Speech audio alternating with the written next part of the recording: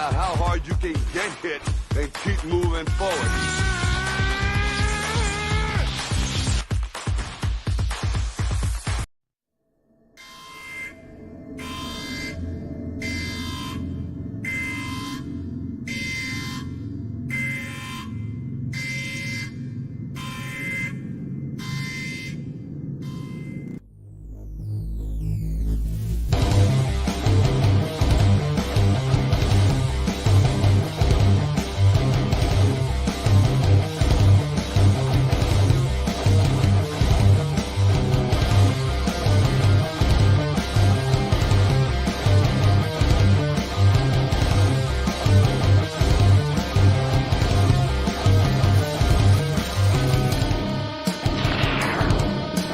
The following program is rated TV MAL. It contains strong language and is intended only for...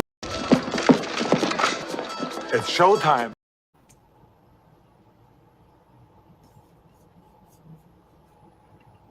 I think you're muted. Hold on. I am muted. Damn it, I always keep doing that. And it's showtime, ladies and gentlemen, and welcome to Circle Debate Podcast, episode 151. Here, ladies and gentlemen, the host of Divas One I've been seeing, of course. I'm here with mi familia, mi hermano, my blood, mi sangre right here, ladies and gentlemen. And that is, of course, Mr. DeLorean himself. Hey, Doc, we better back up. We don't have enough road to get up to 88. Roads? Where we're going, we don't need roads.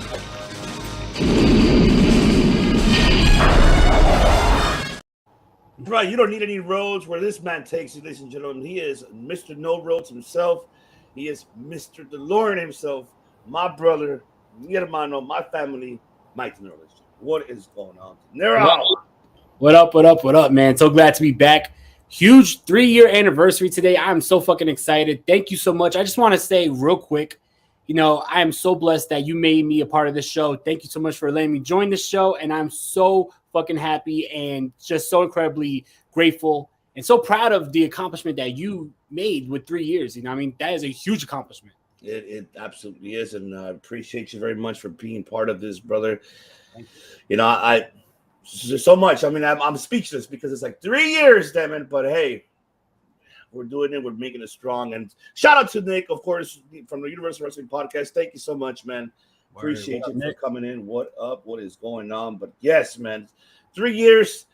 Going strong. Of course, we're doing it early because it's on May 9th. But however, we're doing it early because, the way it is during the week, we're not going to be available during the week. So we got to do it before. That is right. And shout out to the notorious DOM. What is going on? I appreciate you very much. I appreciate you, brother. Oh, thank you. Oh, let's see. Oh, shout out. What is going on? My tribal chief. What is going on? My tribal chief. What up? Yes. Yes. And of course, the J-Man. What is going on, J-Man? Oh, man. Thank you so much, man. Yes, that's right. So before we even start, thank you so much. And great. And thank you so much. I appreciate you, man. Appreciate you very, very much. Before anything else, ladies and gentlemen, don't forget, if you're watching this, not only on Circle Debate, YouTube, and Twitch, you're also watching this on the Bloodline Entertainment Network on Twitch and YouTube. Make sure you subscribe to all of them and follow us on all of our social media platforms. Make sure you do that. And as we provide you such good shit of content here, especially on the Bloodline Entertainment Network. Speaking of that, before we even kick off the show, so let's show you what we're having on May 9th coming up.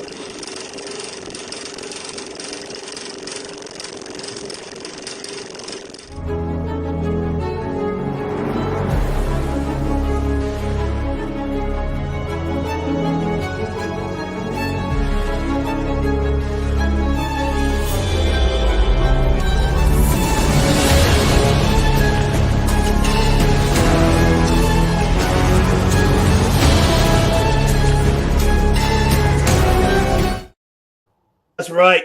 That's great, and it's coming to you on all your devices, as the J-Man would say. This Tuesday, May 9th, the director's cut is coming to you to the Bloodline Entertainment Network. Stay tuned for that. You do not want to miss that. That will be at 9 o'clock Eastern, 8 o'clock Central, and 6 o'clock Pacific Standard Time. So make sure you are subscribed and get that notification right there, that button right below, so you can catch it and you do not want to miss it, as we're going to see the debut of the director's cut. That is for sure. I'm excited. I'm excited for that. I am so stoked. Well, Streets, my man, what's going on, man? Appreciate you for tuning in. I am excited. I'm excited for this. What happened 24 hours ago, and that is, of course, WWE Backlash. As we're gonna get into the recap here, we're gonna speak a bit of overall. We'll go a couple of details of the matches, but man, I know you missed the watch along there. I know you were busy, but man, we had an incredible watch along. If you guys missed it, go back to the Bloodline Entertainment Network to catch that incredible, watch along, as we did a fantastic job. And shout out to everybody who was all a part of the watch along. Of course, the host, the Tribal Chief, hosting it along, with the notorious DOM, with the First Lady, of course, JD from Wrestle Bread and Podcast, and Graydon as well, and of course Nick that was there too as well. So it was a fantastic time. But man, break it down, brother. Give us your take overall. Thank you so much, Miss Lee. Thank you. Shout out to JD. That's right. First lady. What's going on? What's good, Justin? What's going on, man? What is going on? But man, break it down, brother. Give us your thoughts of WWE Backlash. I thought Backlash was a highly successful show. First of all, shout out to the island of Puerto Rico, Puerto Rican native right here. I loved that crowd was so hot the whole night. They came to represent. I love that they were loud and proud. They were chanting along with all the usual chants. They were singing along for Seth Rollins. They were singing along for Nakamura. They showed their natives a lot of love with Selena Vega, with Bad Bunny, who, by the way, is the motherfucking man. Bad Bunny fucking killed it last night. If anybody who hates on Bad Bunny being on the show, fuck you, because Bad Bunny showed why he fucking deserves to be in that ring. What up, Tim? Thanks for being there, homie. The banger! Or the banger of podcasting. Mm-hmm. Yeah, so I thought it was a great show overall. Every matchup really delivered. I enjoyed it from start to finish. That women's match between Io Sky and Bianca Belair was awesome. That crowd was really showing that they wanted some change, though. They were really behind Io Sky, which I thought, what a faction cast. I thought that they really showed that they wanted to be, they wanted some change with Io Sky. I thought that the three-way matchup between Bronson Reed, Austin Theory, and Bobby Lashley was pretty dope. I thought that with Bronson Reed hitting a fucking moonsault, I didn't even know that guy could hit a moonsault, but going for a moonsault, nasty. The six-man tag matchup was fun with the Usos and showing some dissension there with Solo and Jey Uso. I think that's the next story going forward. Like, what's going to happen with the Usos and Solo? Can they control their younger brother? Is Solo going to try to take out the Usos? Will he try to take out the Tribal Chief? Who knows? Does he have a mind of its own? I think that's going to be very interesting. I loved the Selena Vega versus Rhea Ripley matchup. Thought that was really awesome, especially with Selena Vega representing for Puerto Rico. The main event was really cool. We figured Cody Rhodes was going to win. Didn't expect to see all that blood. I thought it was a cool way for Cody Rhodes to win without, decisively beating Brock Lesnar. But the matchup, I think that everybody wants to talk about the match. Oh, before I go into that, I think that Omos and Seth Rollins was really good as well. So anyone who hates on Omos, stop fucking hating on that man. I think that he could put on a good matchup, and he proved it with his match with Seth Rollins. I had fun watching it. I don't know about you, but I had fun watching it. But that main event, the co-main event, right? One of the two main events, Bad Bunny and Damian Priest was fucking fire. I don't care what anyone says. First off, shout out to Savio Vega. I remember growing up, and I was like the only Savio Vega fan in my school. You know why? Because I'm Puerto Rican. You know what I mean? I was the only one who liked him. Everyone was like, oh, Savio Vega sucks. He's nobody. But that man represented. You remember the Los Boricuas? Oh, man. He represented for us. You know what I mean? I love Savio Vega. And shout out to Carlito. Carlito looked amazing. But Bad Bunny put on a hell of a performance. I don't know who said it. Logan Paul over Bad Bunny. Hey, it's close because Logan Paul could go in the ring. Bad Bunny had less training and less time in the ring than Logan Paul. But Bad Bunny, I think, is up there. He's fucking nasty. The man is a superstar. I don't know if people really understand how big of a star Bad Bunny is. This is not your B-list celebrity coming in for a tag match, getting a few punches in, and then that's it. Bad Bunny, he was just the fucking headline of Met Gala. He was the headline of both nights of Coachella. You know who else headlined both nights of Coachella in the history of Coachella? Nobody. The only man to headline 2 nights in a row, Bad Bunny. He's the biggest recording artist right now, and he's in there and putting on fucking bangers in the ring. If Bad Bunny wanted to quit his career in music just to join the wrestling business, I think he would fit right in. Shout out to LWO. Shout out to that man. Shout out to everybody, the legends who showed up. Amazing, amazing moment for Puerto Rican professional wrestling. A island that has a lot of history. You know what I mean? WWC with Carlos Colon, you know, some of those crazy bloodbaths with Bruiser Brody and Abdullah the Butcher. Puerto Rico has a lot of professional wrestling history, and I thought that this show was amazing to bring to the island of Puerto Rico. And because that crowd, not to keep on going here, but because that crowd... By all means, don't stop, man. Continue. I appreciate you. I wasn't on the watch one. I wish I was. You know what I mean? There was a lot of shit. I'll definitely be on the next one. But because that crowd was so hot, because that show was so good, and that crowd loved every moment of it, I hope that it's not another 26 years before we fucking see WWE in Puerto Rico again. Amazing SmackDown, amazing Backlash. Bring the WWE to Puerto Rico more often. I think that they would love it, and I think that what we saw last night and what we saw on SmackDown shows that crowd would love to have the WWE back a lot sooner than this. I believe the last show before this was like 13, 14 years ago. It was the New Year's resolution 2005. So please, let's make this a regular stop on the WWE touring because that crowd was all into this show. Absolutely. I mean, you nailed it right in the coffin, brother. Well said. I mean, this crowd was insane. I enjoyed this crowd. Like, a lot of things I really enjoyed was Io Sky getting her moment. That was a great opening matchup between her and Bianca. She had her moment.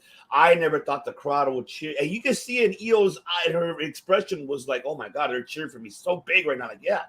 And it was just it's so amazing to see Io having her moment. And then also as well, I mean, Selena Vega, man, just look at it right there, that Puerto Rican flag. And just her, just, oh my God. And then her family's right there in front row, and she's right there, like, tearing eye, like, and, you know, for the whole crowd is saying, yo soy un boricua pa que tú lo sepas, like, okay, I am Borican, so you know. So I'm like, okay. Last night I'm like, okay, I thought they said like discoteca. I thought it meant in this place, but then when I heard it again this morning, I'm like, oh, that's what they said. So you know. So it's like, soy un boricua pa que tú sepas, pa que tú lo sepas, meaning like I am a Borican, so you will know that I'm a Borican. And I'm like, I loved it. It was fantastic, and just for her to be crying, teary-eyed, got me a little bit teary-eyed too. I wanted to cry a little bit, but you know what? I held myself. But I really enjoyed it. Rollins and Almost, look, you mentioned too. Like, I don't hate on Almost. I commend that man for taking this L, even though he's been taking a lot of L's as of late. But the matches he's been booked for with high caliber stars, like, you know, we've seen him with Strowman, we've seen him with Lesnar, now we've seen him, you know, with Seth Rollins, and he did a fantastic job. I know he's a big man; it's hard to sell DDT. But he did great. And shout out to Almost for doing a fantastic job, him versus Rollins. Another thing, you know, Austin Theory, great way to retain it. And I called it too when we were on the Wrestling Bread podcast. I called it that he was going to pin Bronson Reed because I know they were going to protect Lashley. But, man, the finish of it is what I expected. And I know people were upset, but come on. It's Austin Theory, man. He's on right now. He's on top of the food chain right now. He is getting up there. And I'm happy for Theory to get his moment, you know, as well. The same goes for, you know, Bad Bunny. That should have been the main event. I know people and everybody on social media and everybody else were like, why was this not the main event? Because it's kind of hard to follow this after that. I mean, you had the 6-man tag. You could tell by KO's face was pissed off. Like, how are we gonna follow up with this until, you know, this match that happened before us? Like, you know, how can we absorb that? How can we continue getting that momentum? And then the main event, Cody Rhodes and Brock Lesnar. It's just like, what the fuck happened there? Like, it was just so quick, very simple. I wanted Rhodes to beat Lesnar clean, but he did beat him clean. I have to take it back.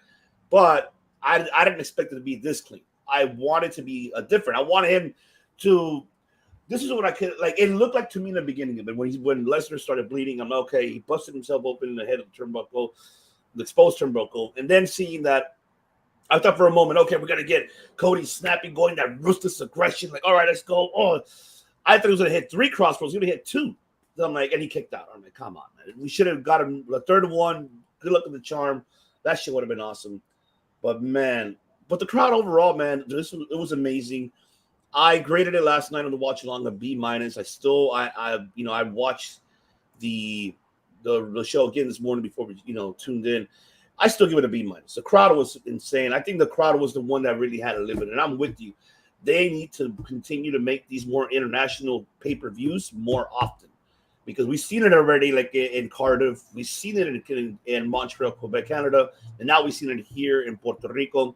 Man, we got to see it more often outside of North America. We got to go more like Mexico. We got to go more, heading more Europe. I know UK wants a WrestleMania. Fuck it, give them a WrestleMania. They've been asking for that shit. So, I mean, yeah, let me see what Underground has said. Yeah, Wembley, right? Exactly. Pedro Marlon would have been proud of the pay-per-view last night. Yes, he would have been proud. Yeah. Sign Carlito and Primo. Yeah, I'll play it for you, Underground, because I know you are been a loyal fan, and I appreciate you very much. I'll play it. Give me what I want. Give me what I want. Gotta give him what he wants. Native. Oh, that's right. He is Puerto Rican. Yeah, I thought when Savio Vega was like going like this, I thought if what's it called? Saliva started playing and Batista came out, I would have lost my shit. I walk alone. Oh my god, that shit would have been crazy. That would have happened. Almost sapien. Almost sapien from the start. Glad to see the movement. Yes. Hashtag almost sapien. That's what we're gonna start doing now. This is a random thought, but I just realized that for Selena Vega and Rhea Ripley, these are the battles of the women of the House of Black, because Selena Vega being with Malachi Black and Rhea Ripley being with Buddy Matthews. This is interesting that both of their guys are partners.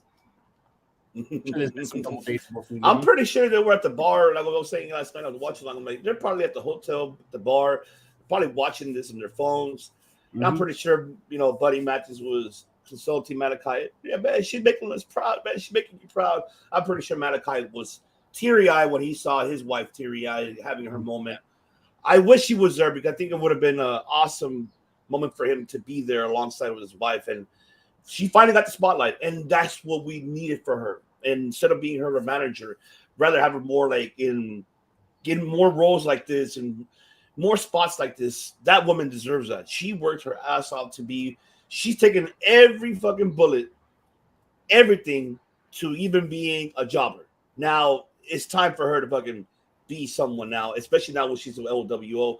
And I like the fact that LWO is getting more highlights. Now we got Legado getting more highlights. That's what we needed for that. And I'm so happy for LWO, and mainly Selena, because now she needed this moment. And Rhea, on the other hand, man, that woman is a beast, man. I can't say nothing much. I mean, I don't know what you grade overall in this event. I don't know. Break it down. How do you feel about what would be the grade for you? I say A+, greatest show I ever saw in my life. No, I'm joking. Nah, I think B+ is a fair analysis. I think that I will go with the same thing. As awesome as the show was, I do think that there was little things here and there that I would have changed, but I definitely give it a strong B+. And I think that crowd A+ all day. The crowd made it so much better. I loved it, but I think B+ is fair. Yeah, that's true. Shout out to Dylan. Appreciate you, brother. Thank you, man. World Elite Podcast. Appreciate you, Dylan. Let's see. You speak Spanish. Oh, eres latino también. Así, no puedo dar a todas lo que quiere. Yep, you can't give everything what you want. Yep, I know. I know. But man, I was happy. One thing that we noticed too, I don't know if you noticed, that Rhea Ripley's ring attire had Dum Dum on down there. You know what I mean? I'm like, whoa. Yeah. I did not expect that from Rhea and Dom, especially. I didn't expect. I don't know if you expected, but I did not expect. No, I didn't. All I know is what's called. They all were rocking their white. You know what I mean? Everyone in Judgment Day was rocking the white, looking like all uniformed. Hold on, let me see something. Let's see. I think I have it here. There you go. This is the one I wanted right here. Let's see. Right there. You see Yeah, I was that? looking for it right now on Instagram. Oh, right there, baby. Like, look at that. Jesus. Dom, and then you see Dom already like, hey, I'm your mommy. Yes. Hey, you need that shirt, JD. If you're watching this, you need that shirt for sure. It's funny, his buddy is probably what's called looking like watch your hand, motherfucker. I know. I'm pretty sure you did. I'm pretty sure he did told him that. Oh man. But that was awesome, man. Hell yeah. Hell yeah. All right, let's get into some other news. Now that we got the news, of course, in the press conference, Triple H revealed that there's going to be 4 triple threats, 2 on each show, 2 on SmackDown, 2 on Raw. They'll face each other the same night. And then, of course, the finals will be, I guess, Night of Champions to crown a new World Heavyweight Champion. But why 2 matches on SmackDown? Who are the participants? As you saw earlier Twitter today, they will be revealing revelation today of who are these participants on these 4 triple threat matches, and I'm excited to see who's involved in that. I mean, that's for sure. I mean, I'm excited. But De Niro, what are your takes about this? First of all, because it's been a while we haven't talked about this new world title, about the new world title, and about this tournament. Does it make sense for you that I thought it was going to be exclusively for Raw? Why we're having 2 matches on SmackDown? That's where I'm like, I don't get it. That's what Nick was saying. No, yeah, I'm right there with you. I don't get it either. First, let me answer your first question. I think that it's good that Raw is going to have their own championship. I like it. I think that the title looks nice. I think I said it on TK's show. I said that it looks like the big gold belt and the Attitude Era WWE championship. They conceived a baby, and this is it right here because it looks like a fuse between those 2 titles. But I like the title, and I like the fact that Raw is going to have a world championship, and it also protects Roman Reigns. He doesn't have to. You don't have to strip him of one of the titles just because you need another title on the other show. So you keep Roman Reigns strong. You keep him going forward with his march to 1,000 days. Which, by the way, by the end of this month, he'll be at 1,000 days. That is crazy to think about. But yeah, I think that that's cool, and I like the title. I like the design. I know a lot of people are saying that the design is ugly, but it's better than just bringing back an old title. I know everyone likes nostalgia, but this is something new. You know what I mean? Why look backwards, bring something new? I like the title. As for the tournament, I totally agree. I think that when Triple H announced that whoever drafts Roman Reigns is their champion, and then the other brand will have this title, when it was announced that Roman Reigns was drafted to SmackDown, you assumed that this was just going to be a Raw exclusive title. So why are we getting matches on SmackDown? I think that one that spoils that whoever is coming into the finals from SmackDown is going to lose the matchup to the person coming in from Raw at Night of Champions. And if the SmackDown person does win it, does that mean that they're now moving to Raw? Like, why do this so close to the draft? The draft was supposed to bring separation between 2 rosters, and just a couple weeks later, we're already fusing both rosters again.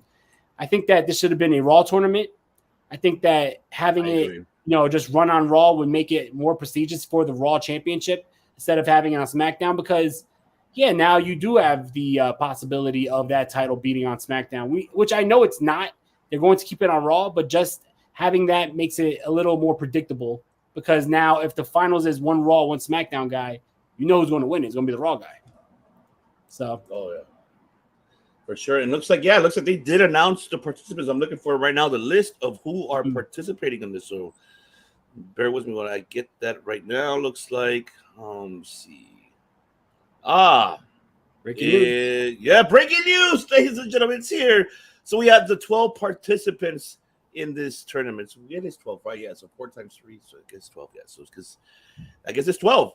And here are the followings that we have. And let me actually get this picture now that but they haven't they only posted a list of the names, but nothing of the actual There's no brackets or anything? No, there's no brackets. I mean, they just announced who's going to be participating, but they haven't announced of what match and what match. So let me just pull it up right here. Here we go. Let's put it here. This, and we put this right here. And there you go. That's what we have right there. So we have Seth Rollins, Cody Rhodes, Nakamura, The Miz, Damian Priest, Finn Balor, Austin Theory, Bobby Lashley, Rey Mysterio, Sheamus, Edge and AJ Styles. Oh shit. That is stacked. That is stacked. That is stacked. I don't know. See, now the question is, this is going to be what? Like, the question is this. Let's go on. Before I even ask that, let me say, okay, so who's on Raw? So we have Seth Rollins, Cody Rhodes, Nakamura, Miz, Damian Priest, Finn Balor, and that's it for Raw. That's it for Raw, right? So there's 1, 2, 3, 4, 5, 6. That's 6. All right. So then you have on SmackDown, you have Theory, Lashley, Mysterio, Sheamus, Edge. Okay. Oh, okay. I see what he's doing. All right. So that's 6. Yeah. Now here's the question: how would you book this? How would you book this triple threat? Who would you put on the first one? Yeah, I mean, was it announced it's going to be 2 triple threats, and then I guess the 2 winners of those triple threats face off in the same night to see that's what that's what they said. Right. Yeah. So I mean, who do you got? I just think you would do for the first one. I think you do Seth Rollins, Damian Priest, and Finn Balor. Right, so Seth Rollins has to go against 2 members of the Judgment Day, which means when he wins, he had to defy the odds. You probably do Cody, Shinsuke, and The Miz. Either way, I think it's going to come down to Seth Rollins and Cody for the Raw side. For the SmackDown side, you probably do Theory. I want to stay away from Theory and Lashley. They've been in 3 ways like twice now. It was Theory, Lashley, and Seth, and then Theory, Lashley, and Reed. So stay away from that. I would do Theory, AJ, and maybe Edge, and then Lashley, Mysterio, and Sheamus. Either way, I think that it should come down to Bobby Lashley and Edge, or AJ. I mean, I don't think they're going to put it on AJ right now because I think AJ, he's still got to ease himself back from his injury. So I doubt you have him win a matchup where he has to go 2 matches in one night if he's still just coming back from injury. He hasn't had a match yet. I think that Bobby Lashley and Edge is going to be the 2 guys from SmackDown side. And then, yeah, I think that what we see at the pay-per-view at Night of Champions or the PLE, I say Edge and Seth Rollins. Why not? Ooh, I like that. Oh, hell yeah. I like that. I actually like that. That's damn it, General. Give this man the pencil, then. Such good shit. Good shit, then. Yes. Oh, I love it. Yes. But it's going to be, I can't wait to see Raw tomorrow. That's going to be exciting to see. Oh, I like that. Oh, man. Yeah, I can't counter with that. I think I like that. I actually like that book. I not around with it. But damn it, I want AJ, though. But I know AJ, no, you're going to be on SmackDown with the Tribal Chiefs. I already know. Which is going to be a good feud for the OC and the Bloodline if they get their shit together, because we saw what happened yesterday. So, I mean, we'll see. We'll see. Oh, let me see. We'll get in the chat before we move on to the C. All right. Fantasy booking. WWE. McIntyre, Riddle, Balor, Nakamura, Rollins, or Gargano, or Ricochet versus Cody Rhodes. I like that. I was surprised that I didn't see Drew McIntyre's name on that list. I know. I think something's going on there. I think because they also removed them from Money in the Bank, the posters. So they removed them from that promo. So they put Roman Reigns as a replacement. So it looks like they're really having this contract dispute. So I don't know what's going on there. Yeah. Let's see. That's why you don't want to lose. So Drew McIntyre, whatever he wants, I give him. That's not somebody you want to lose and have go to AEW. He's a huge star. Let's see what Fax. Sí, felicidades por 3 años Cerco Debate. Grítale a la línea de sangre. Sí, mi sangre aquí, sangre. You already know it. Sí, a ver, sí hablo español. Estoy tomando mucho dioligo y está haciendo ejercicio. Okay, working out. There you go. Good job.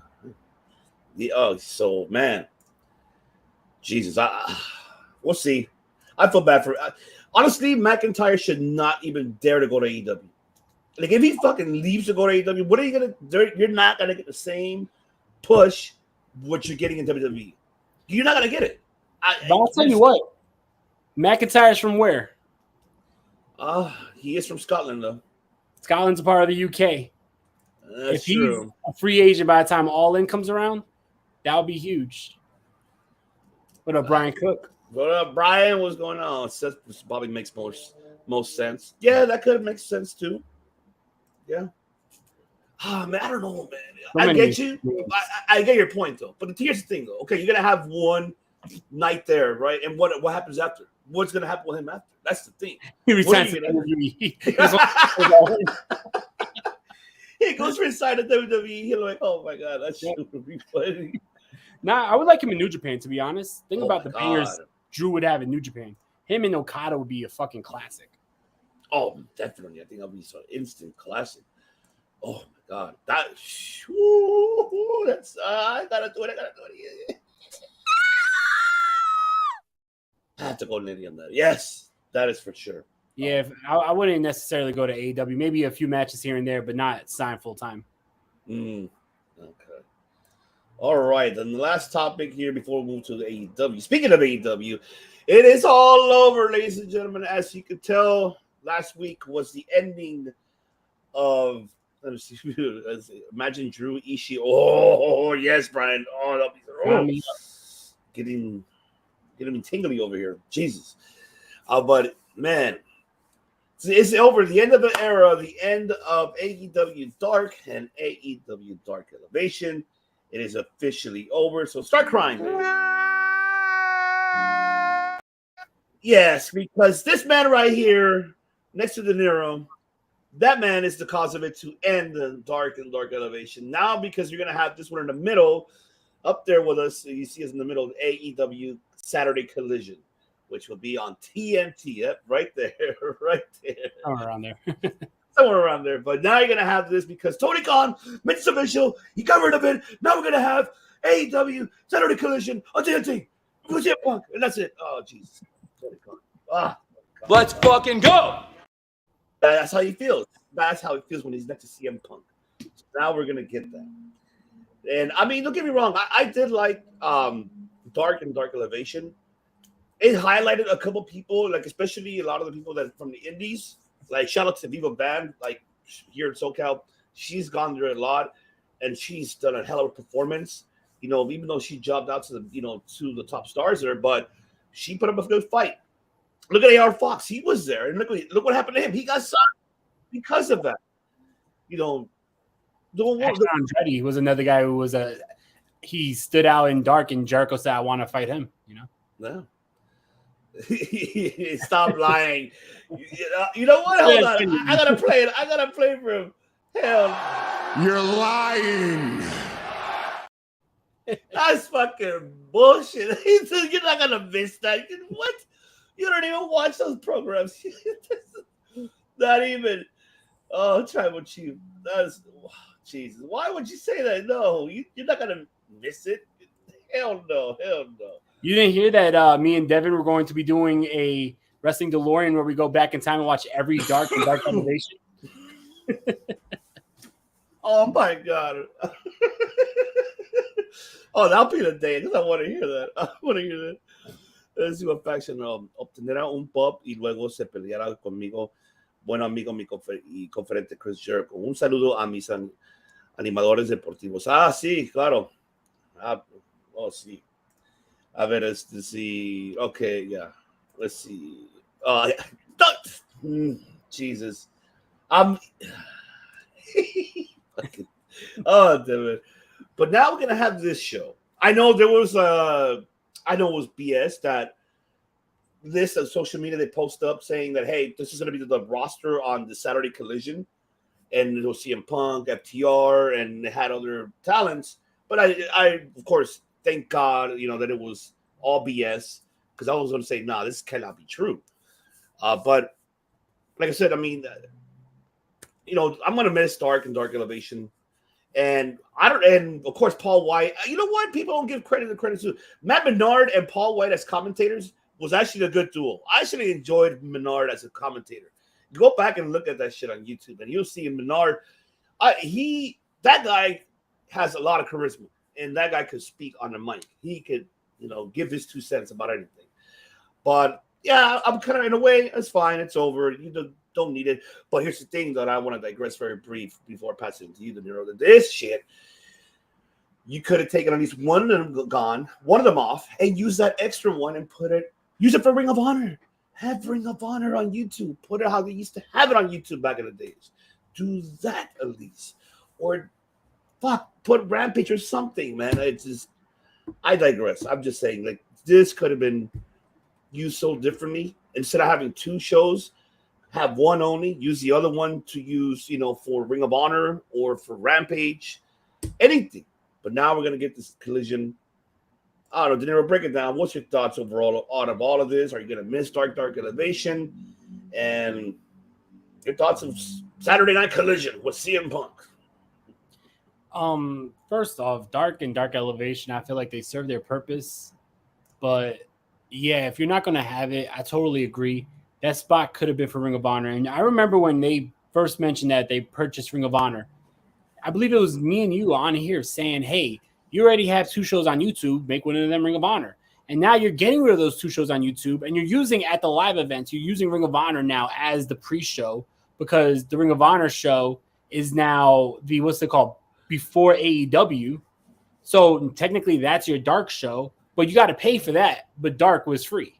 So that's where it gets a little weird because Ring of Honor, basically, if you watch AEW Dark and then you watch the Ring of Honor weekly show, it's not much of a difference. You know what I mean? It's pretty much AEW Dark with maybe 1 or 2 big names in it.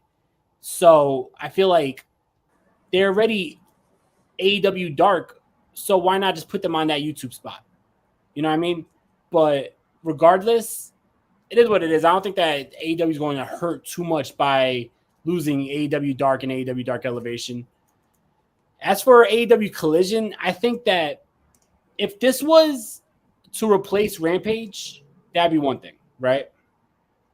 If you're going to give Rampage another hour and then you're going to make it a separate show, that'd be cool. But now you have 3 shows, right? You have 5 hours of television. You have Wednesday, Friday, Saturday. Rampage, nobody watches anyway. And then on top of that, you're doing all this just because CM Punk can't get along with people? That's the rumor. That's the rumor. Yo, think about it. The brand split in the WWE, right, was not because Edge and Matt Hardy was fighting over Lita in real life. It was because they had a big roster and they were trying to make separation and competition between the two. So the thing is, it's like, I don't know, like, if this is actually a smart move. One, I'm not mad at separating the roster a little bit because you have a huge roster and so many people don't get opportunities to shine. Now you have 2 shows where you could give these guys opportunities, where guys like Roosh, who is an amazing star, and we see him get shine and then he's not on TV for months, like, he can now be weekly. You know what I mean? These guys who we don't see all the time but are assigned to that roster, we could see them wrestle more often because now there's 2 shows instead of 1. So for the opportunities this is going to provide for people, I think it's a great idea. But to do this because CM Punk can't get along with the Elite or Jon Moxley, that's where things are like, are we seriously going to give this guy his own show? Like, was this in the works? If CM Punk and the Elite never got into that fight, was there actually, going to be another show with 2 hours on TV live? And then if you think about it, the pay-per-views, right? If the rumors are true, like, this is all speculating if the rumors are true, that this is the reason why we have this show.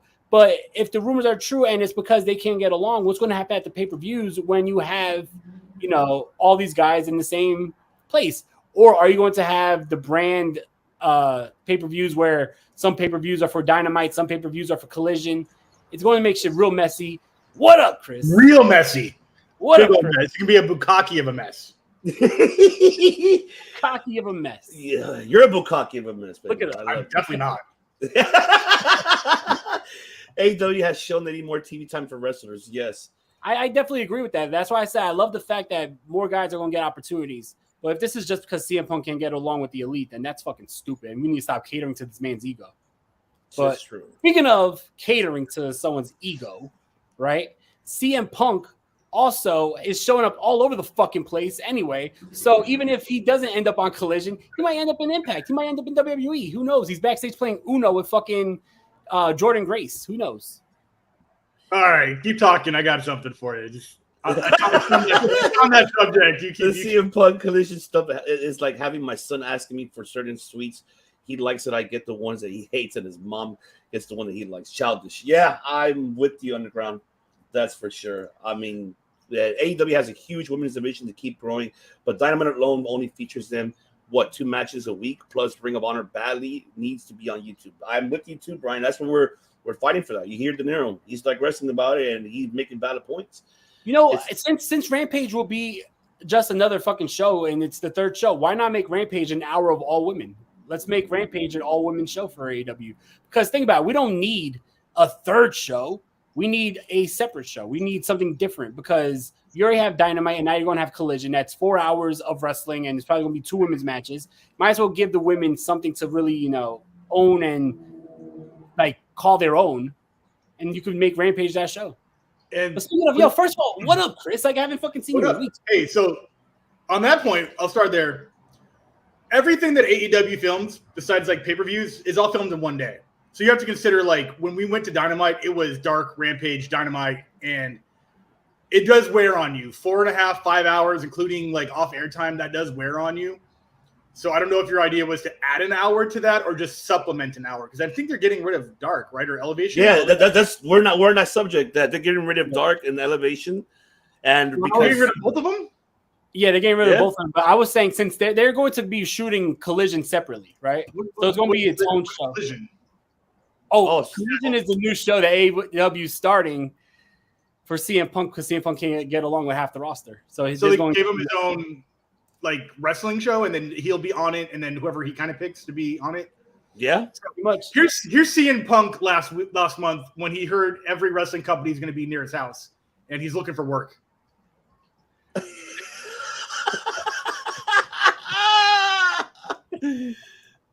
Oh, I love it. He's just like that. He's like an open micer right now who just shows up like, hey, let me get 5 minutes. Let me go up before you. Like, eager much? Yeah, that's stupid. the Collision. You're gonna get the CM Punk belt, the straight edge belt. Like, you're gonna put Serena Deeb on there. There you go, the straight edge belt with the Good Brothers. Like, hell yeah! This is a for sure thing that's happening, or it's confirmed. Like if you go to YouTube, that's it. They show the last shows. They're going to have Marilyn Manson had an old song called "Fuck Phil" and also "Fuck Phil." Like it's already. I think this past was it this week? Or last week was the last one? I don't remember because I didn't see this week. For Dark and Elevation. I think this week was the last one. Oh, this week? Okay. Yeah. So I mean, yeah, man, that's what I mean. Give us we want to hear you, director. We haven't heard your thoughts about this. Well, that was my thoughts. Basically, is I don't like that. That's weird. I'm sorry that the new guy in town can't get along with everybody who runs the company and is holding it up by its bootstraps. So you have to start a whole new show just to appease this one childish man baby. Yeah. No, I don't. That's why he's not an investor, right? He's not putting in a high percentage of the business model. He's not giving them money. So his ratings really weren't sky high enough to be like, this isn't Conor McGregor, going on tough or anything like that. So I don't care. I don't get it. Whatever. That's it.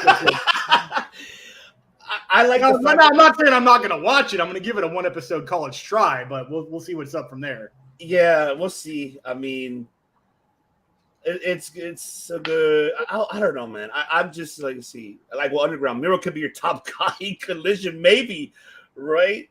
But valid point here that Underground Temple did say, which is why I feel like they kind of call it Collision, because you know how they stop when New Japan Strong tapings. Now they only do events here and there. They're gonna have one here in Long Beach, May 21st, Resurgence, but that's only a pay-per-view event. They used to have TV tapings back in the days, but now they don't have that anymore. So I feel like this new Collision is gonna implement New Japan Strong stars, like to come in and do some work.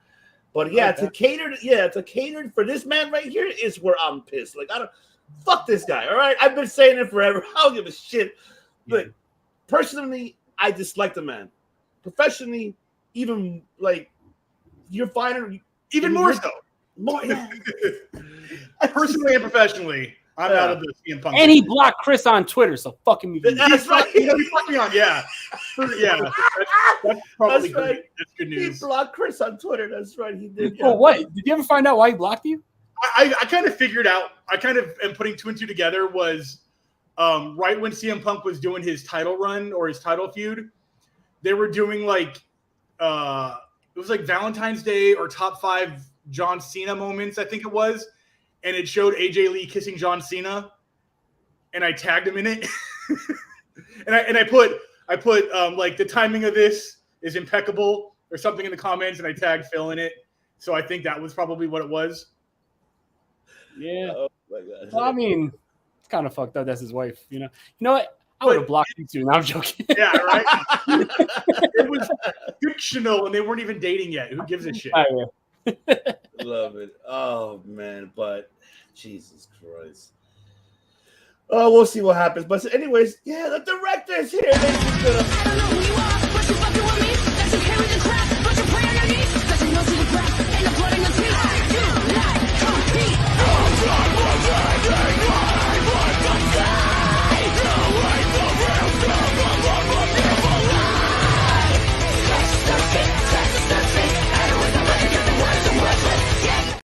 Right, the director's here, ladies and gentlemen. The one and only Mr. 2 weeks, man. Shit's been fucking. I'm almost sick of listening to it.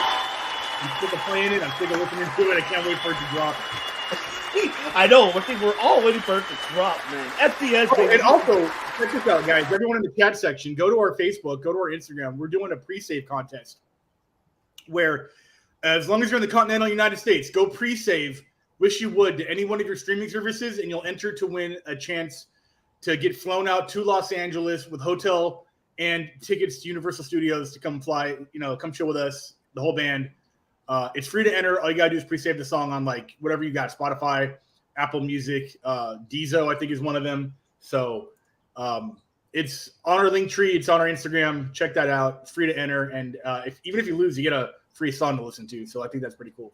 It's on Instagram? Oh, hold on. It should be on our link tree, probably. Let me check right now. This is, I want to highlight that for everybody. So if Me too. Let's see. Come on, Instagram. Let's see. Stop loading. You're loading forever. Let's see. Okay, FDS. Yeah, right there in the comments, or it's in the bio. FD pre-save. Wish You Wouldn't enter to win. Oh, right there you go. Okay, perfect. Let me highlight that then, so everybody can see. Hold on. There's a bunch of prizes. I mean, first place is a trip to Universal Studios with us. Second place is like a custom-made guitar for you, and third place is I think some swag maybe. That's awesome. So everybody to know, CC. So you go to FDS Band Official to their bio. You're gonna click on here where it says fmm.to/WYW contest. Once you click there, then it will bring you to this tab right here where you enter, of course, to participate and be eligible to win some prizes. Of course, first place prize, you'll be flying to LA. I don't know, that third place prize might actually be the real number one. Holy shit. Lifetime tickets to any of our shows. And we've talked about what that means. And as long as we control the tickets, that's forever. So if we do blow up and play MSG and DeLorean wins, he's got a lifetime tickets to MSG for us. Well, I did pre-save it, so boom. There you go. Perfect. So there you go. So that's how you enter to see. You got 15 more days, ladies and gentlemen. Enter to win, of course, the first prize. Come to, you get a hotel. You be flew to LA, and you get to hang out with the director and FDS at Universal Studios. Of course, the second place will be a custom-made, one-of-a-kind FDS guitar, and yes, it will work for sure because the director. One of those carnival guitars you get for $30 where you piss on the clown and whatever. And of course, the third one is the third place guest list plus one for life for any FDS shows, plus a mega merch bundle, including t-shirts, poster, beanie, tote bag, signed CD, and more. Oh, stay tuned for that. That's some good shit. So cool. And that is awesome. And speaking of good shit, let's bring him in. Let's bring him in. He is here. The band is together. Oh my God. It is the core four. The core four. Oh, let's. What up? What up, for Matt? all you Stanford Stooges? Yeah, all the Stooges don't.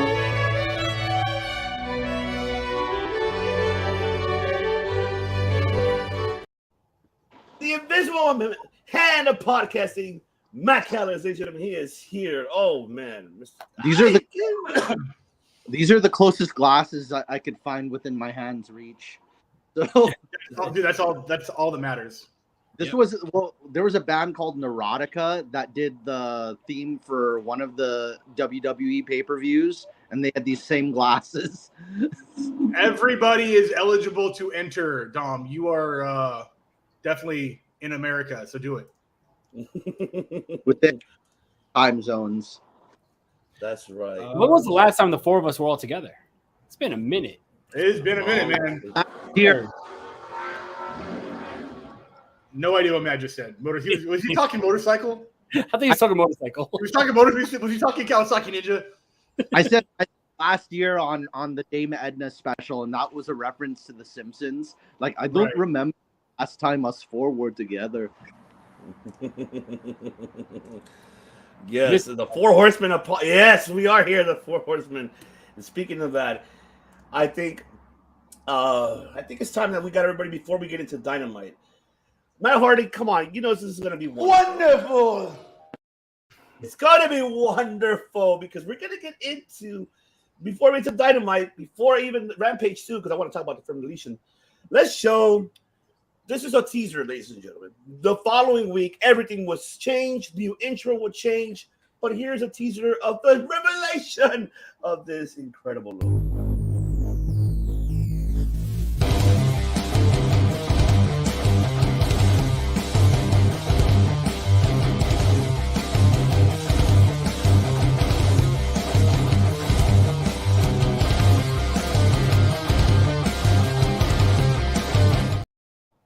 There you have it. I made the logo. You made the logo. That's how you know you're in. I love that. It is official. Wow, that's so dope. Thank you so much. Oh, man. Oh, man. De Niro is now in the logo. As you saw, ladies and gentlemen, he is in the logo. I appreciate that. I love you guys, bro. Oh, man. Family. And next week, of course, they'll be on the merch store too. Everything will be there as of next week. The new intro as well.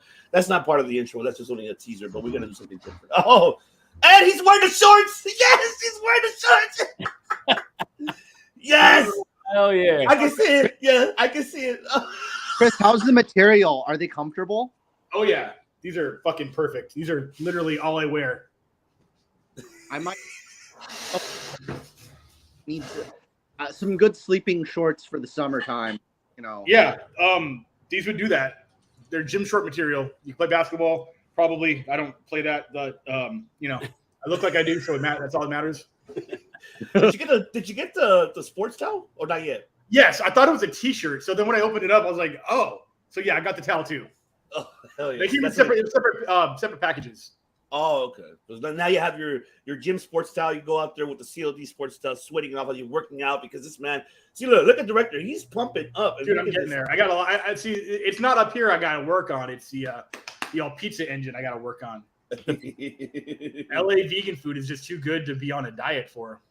Yes, that's right. De Niro is officially now on the logo. As you see, hell yeah, and you'll be on the merch store. It'll be everywhere starting next week. And in the coffee mugs too. Everything, baby. Everything. Dude, the coffee mugs are legit as fuck. Yeah, I love those coffee mugs. Oh, man. I use those coffee mugs. Yeah. Yep. Yes. Start our day with them. Start your day Nice. with Circle of Debate. You could sip out of our coffee mug while listening to us on your commute to work. That's right. That's right. I'm not using the mug right now because it's dirty, so I gotta wash it. But all right. I think every little inside baseball, every coffee mug only needs one rinse. So like, I'll drink the coffee.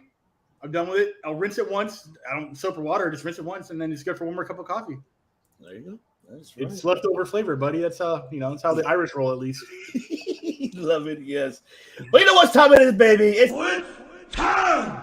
It's time! It's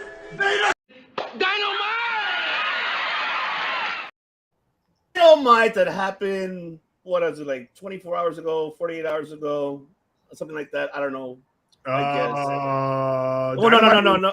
Like 90 hours ago. 96 hours ago. There you go. I was I don't know what channel. Yeah, dude, fucking Billy Gunn looks crispy. Holy shit. Oh man, but I actually got the wrong one, dude. Where is it? Damn it! I just had it a minute ago. Jesus Christ, the whole card. I need to look for the card. I just had it. Okay, here we go. That's the card that I'm looking for. Let me see. Come on. This damn thing is loading forever. There you go. That was the card. There you go. Dynamite. It happened 96 hours ago, ladies and gentlemen. We're gonna kick it off, of course, with the 8-man tag team matchup, of course. As we had Orange Cassidy, Bandito, Roger Strong, Adam Cole versus JAS Jazz, but not the hands, not the Jazz, the hands Jazz.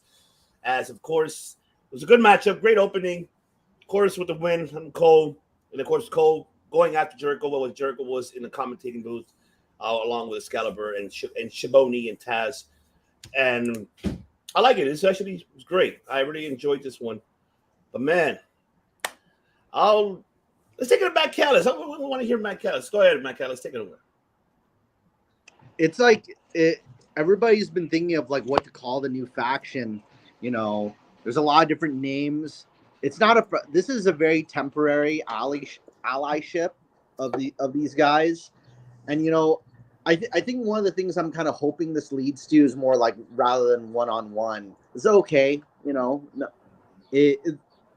I think most of these competitors shine the best in rather than tag team and singles action. So it's just it's kind of like if you get a sampler platter of some of the best foods, but it turns out they're better on their own and some flavors don't really mix. This is kind of what that is.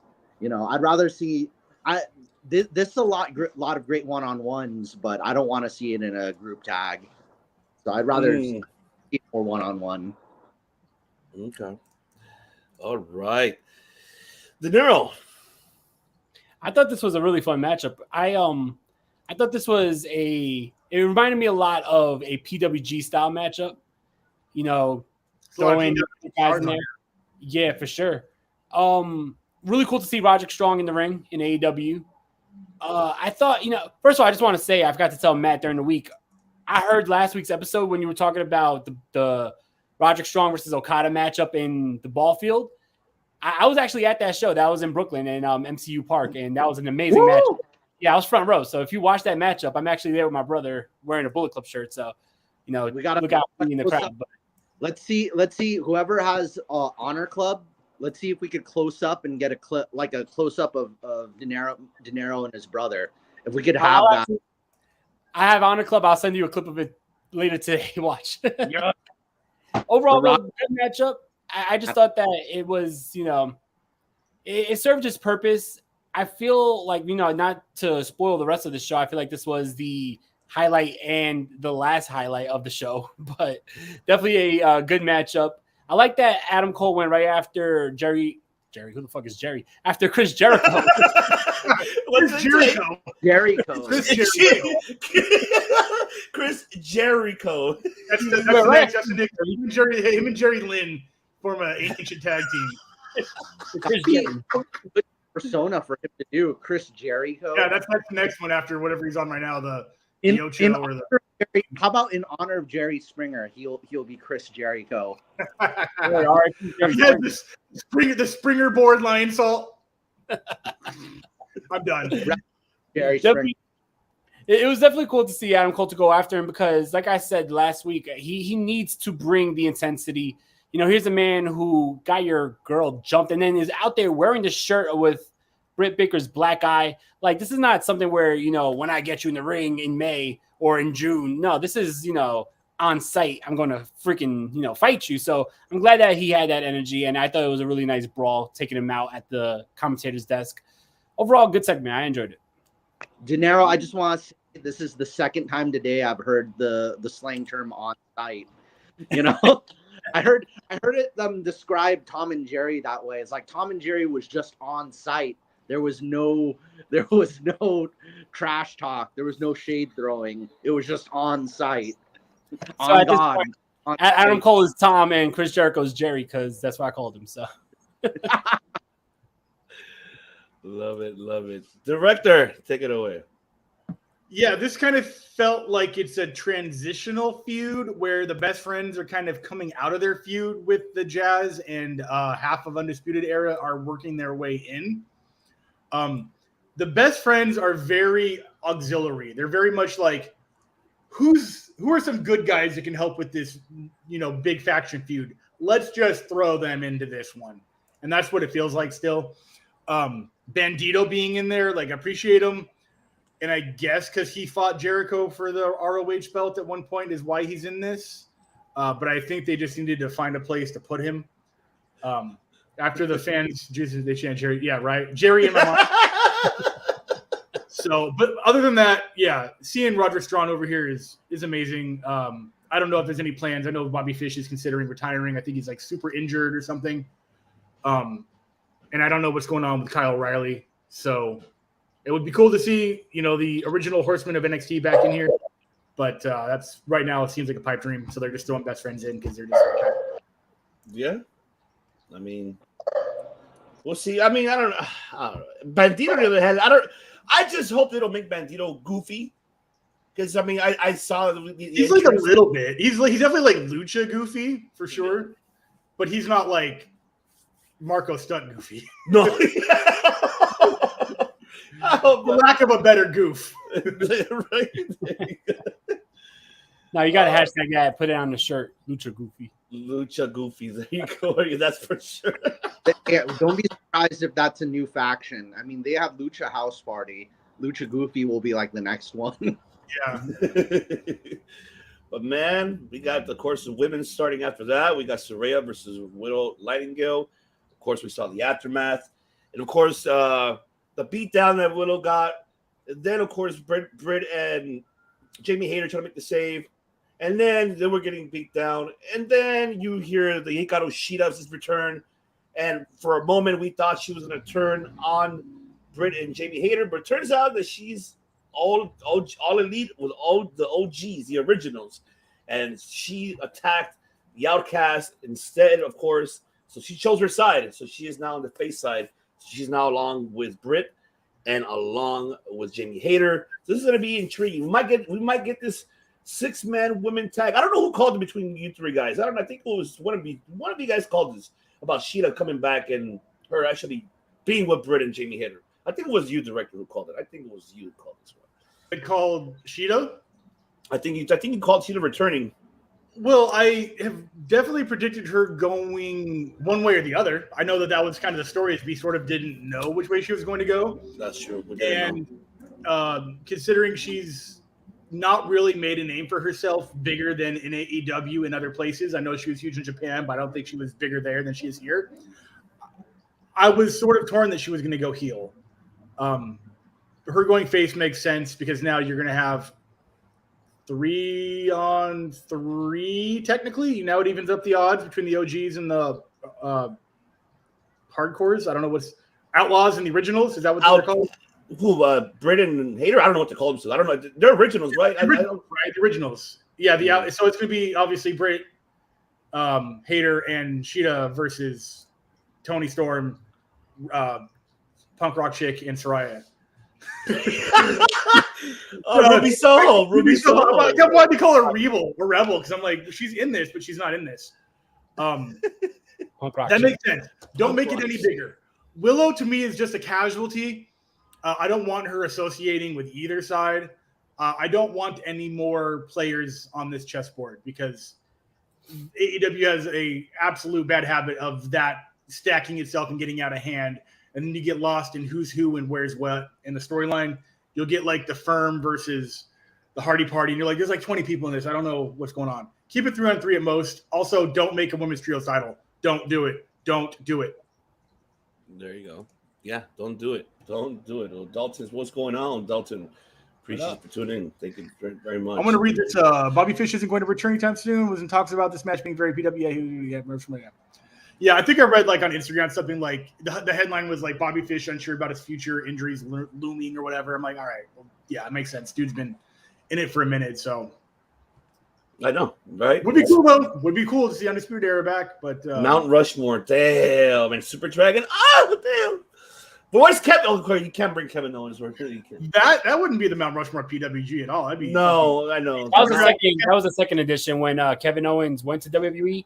I would say it would be Kevin Owens, Super Dragon, maybe Adam Cole for sure, and then I would throw. Goddamn, you're gonna hate me for this, but I would throw the Poison Pixie in on that too. I'd put her up there.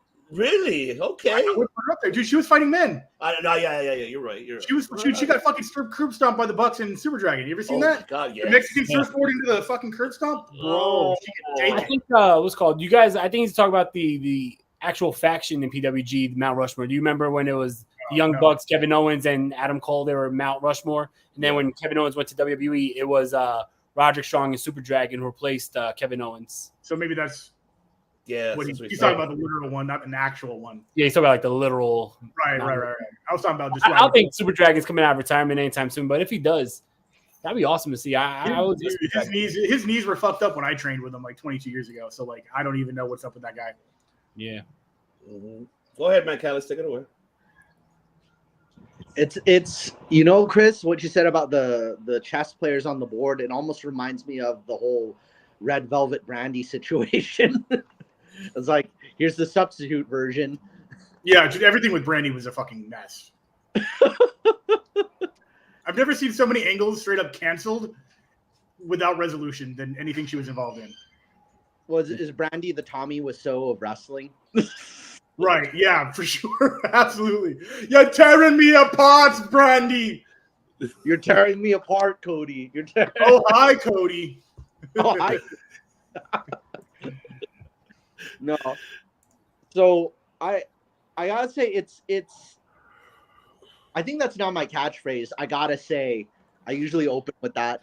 So I gotta say it's like Willow's had a lot of good stuff in Ring of Honor, but it's like I guess she's in the jobber position here and it's not a whole lot she could do, But one thing I'm kind of curious about, like, come All In, because I've been listening to the past podcast and kind of predicting what All In could be for Saraya. It could be like a big kind of British Bulldog moment for her, or a Bret Hart.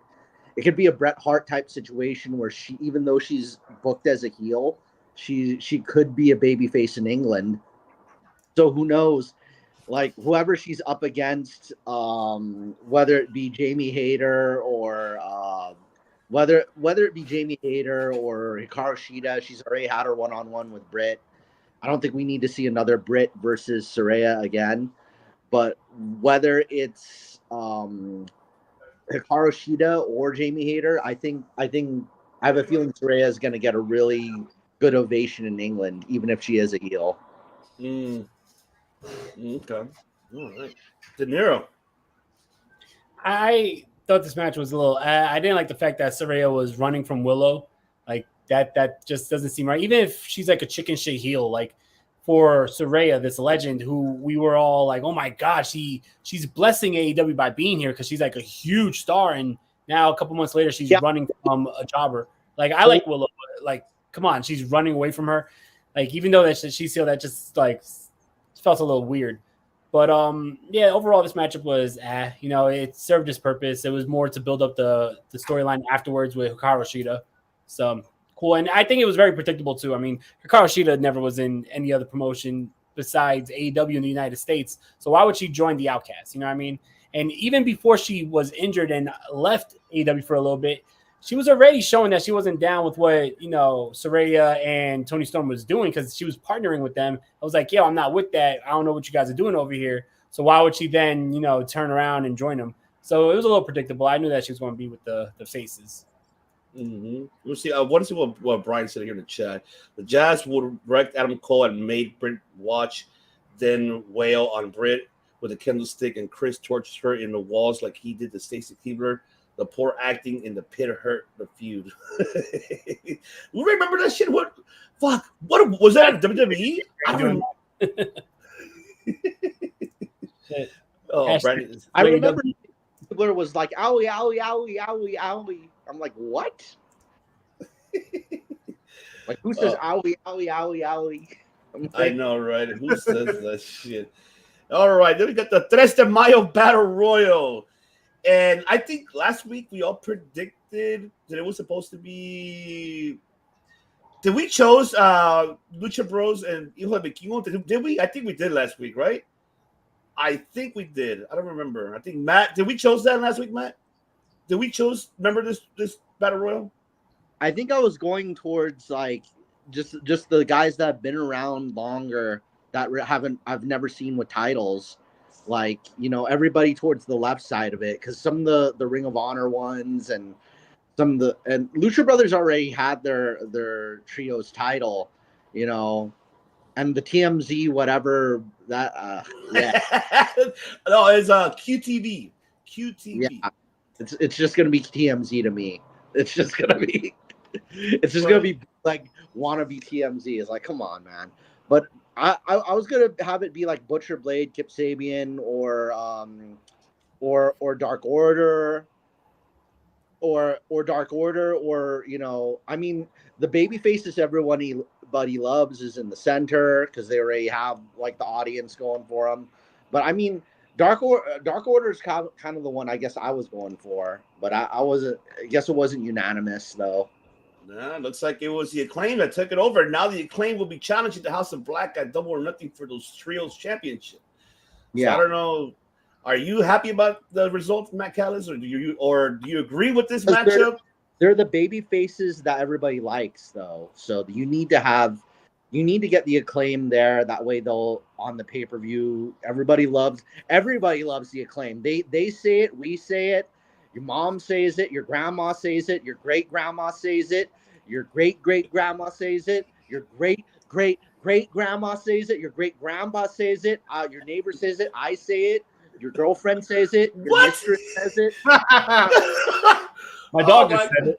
The dog just boyfriend says it. Everybody loves the Acclaim. Yeah.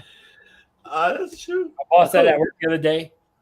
He was like, hey, you're not doing what you're supposed to be doing, but before you leave, scissor me, daddy. So that's a fact.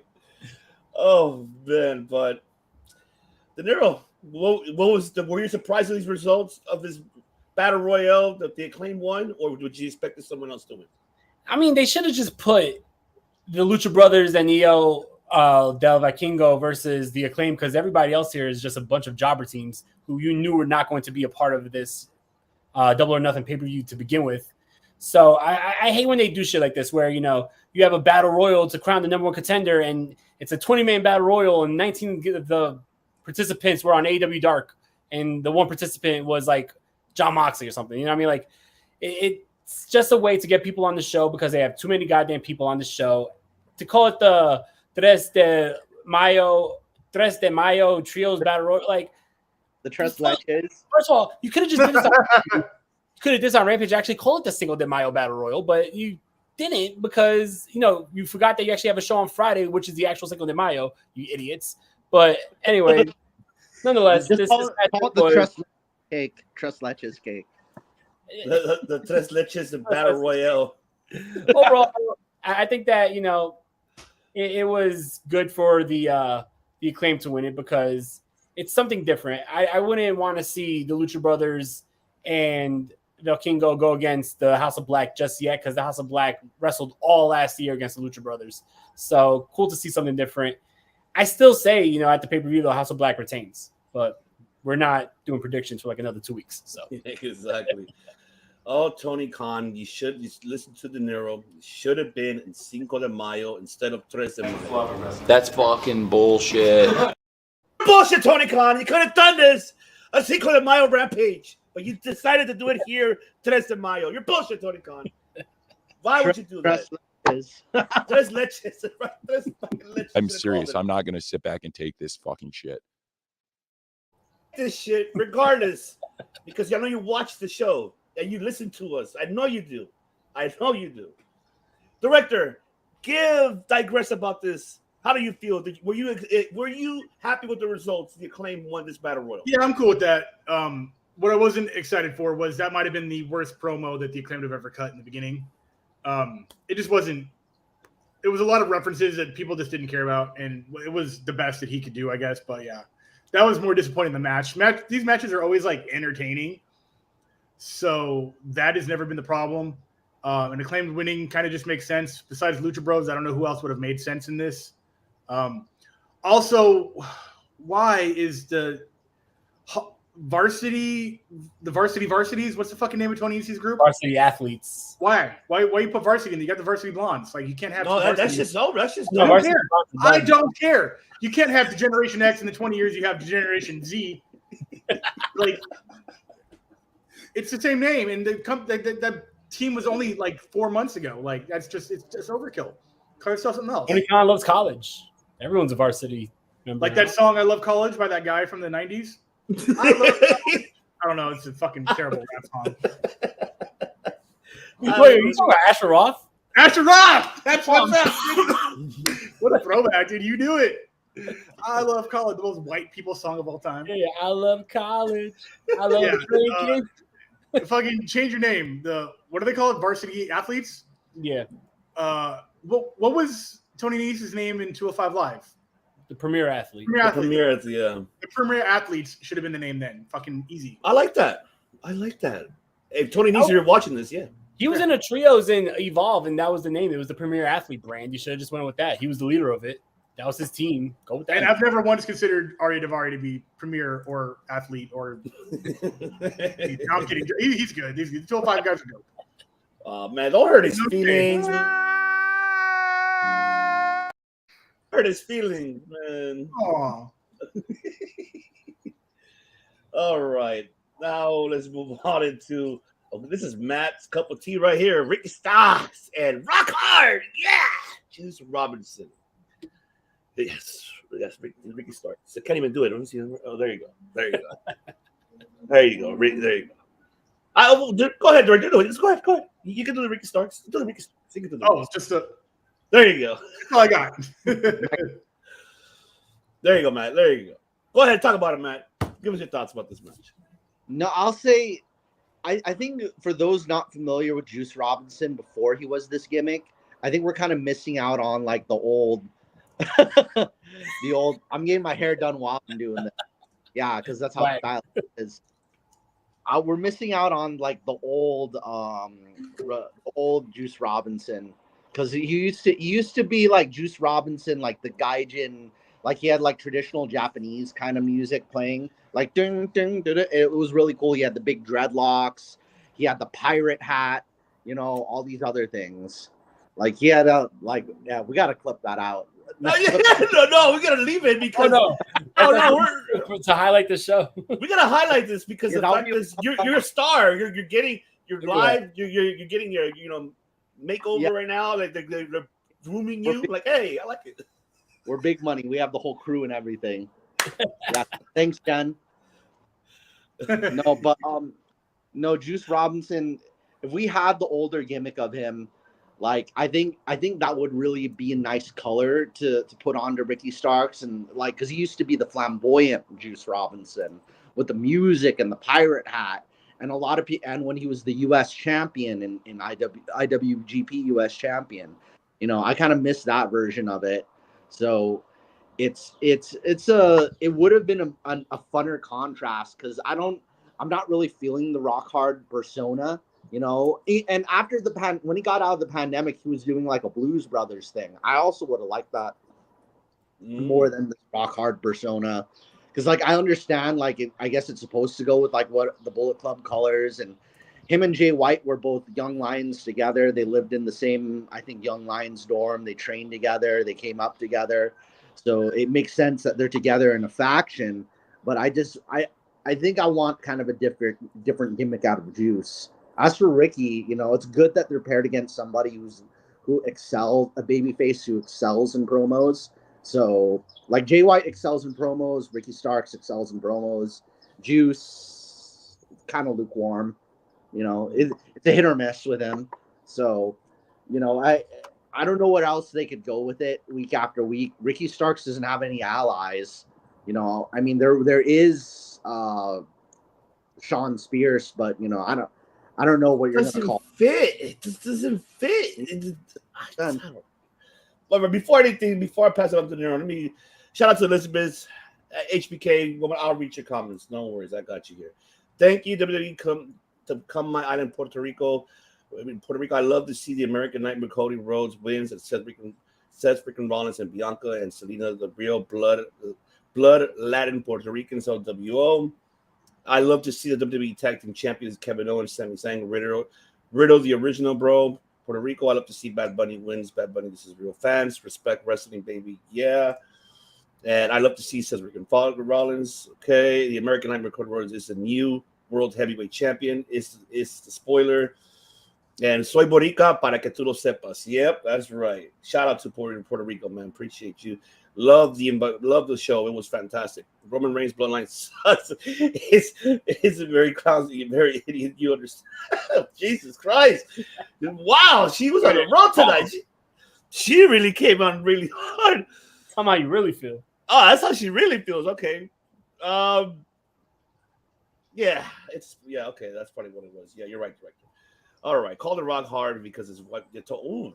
Yep, I'm not going to say anything there. I plead the fifth. Go ahead. Now, I mean, I mentioned a little before the show, like, which no one heard, so I should just repeat everything, right? But I think that the matchup was good, right? These are two really good athletes, but I think this whole storyline is dead in the water. I think that they shouldn't be using Bullet Club.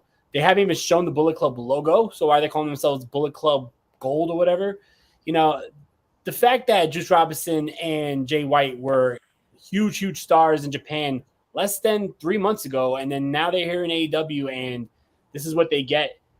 I feel like this whole thing has already been, dead in the water, and I don't think that they could really fix it right now. One, they need to drop the Bullet Club shit. Bullet Club is a cool faction in Japan, but the fact that Bullet Club kicked both these guys out, so they go to another company calling themselves the Bullet Club, it's stupid as hell, especially if you're partnered with that company. You're partnered with AEW, with New Japan.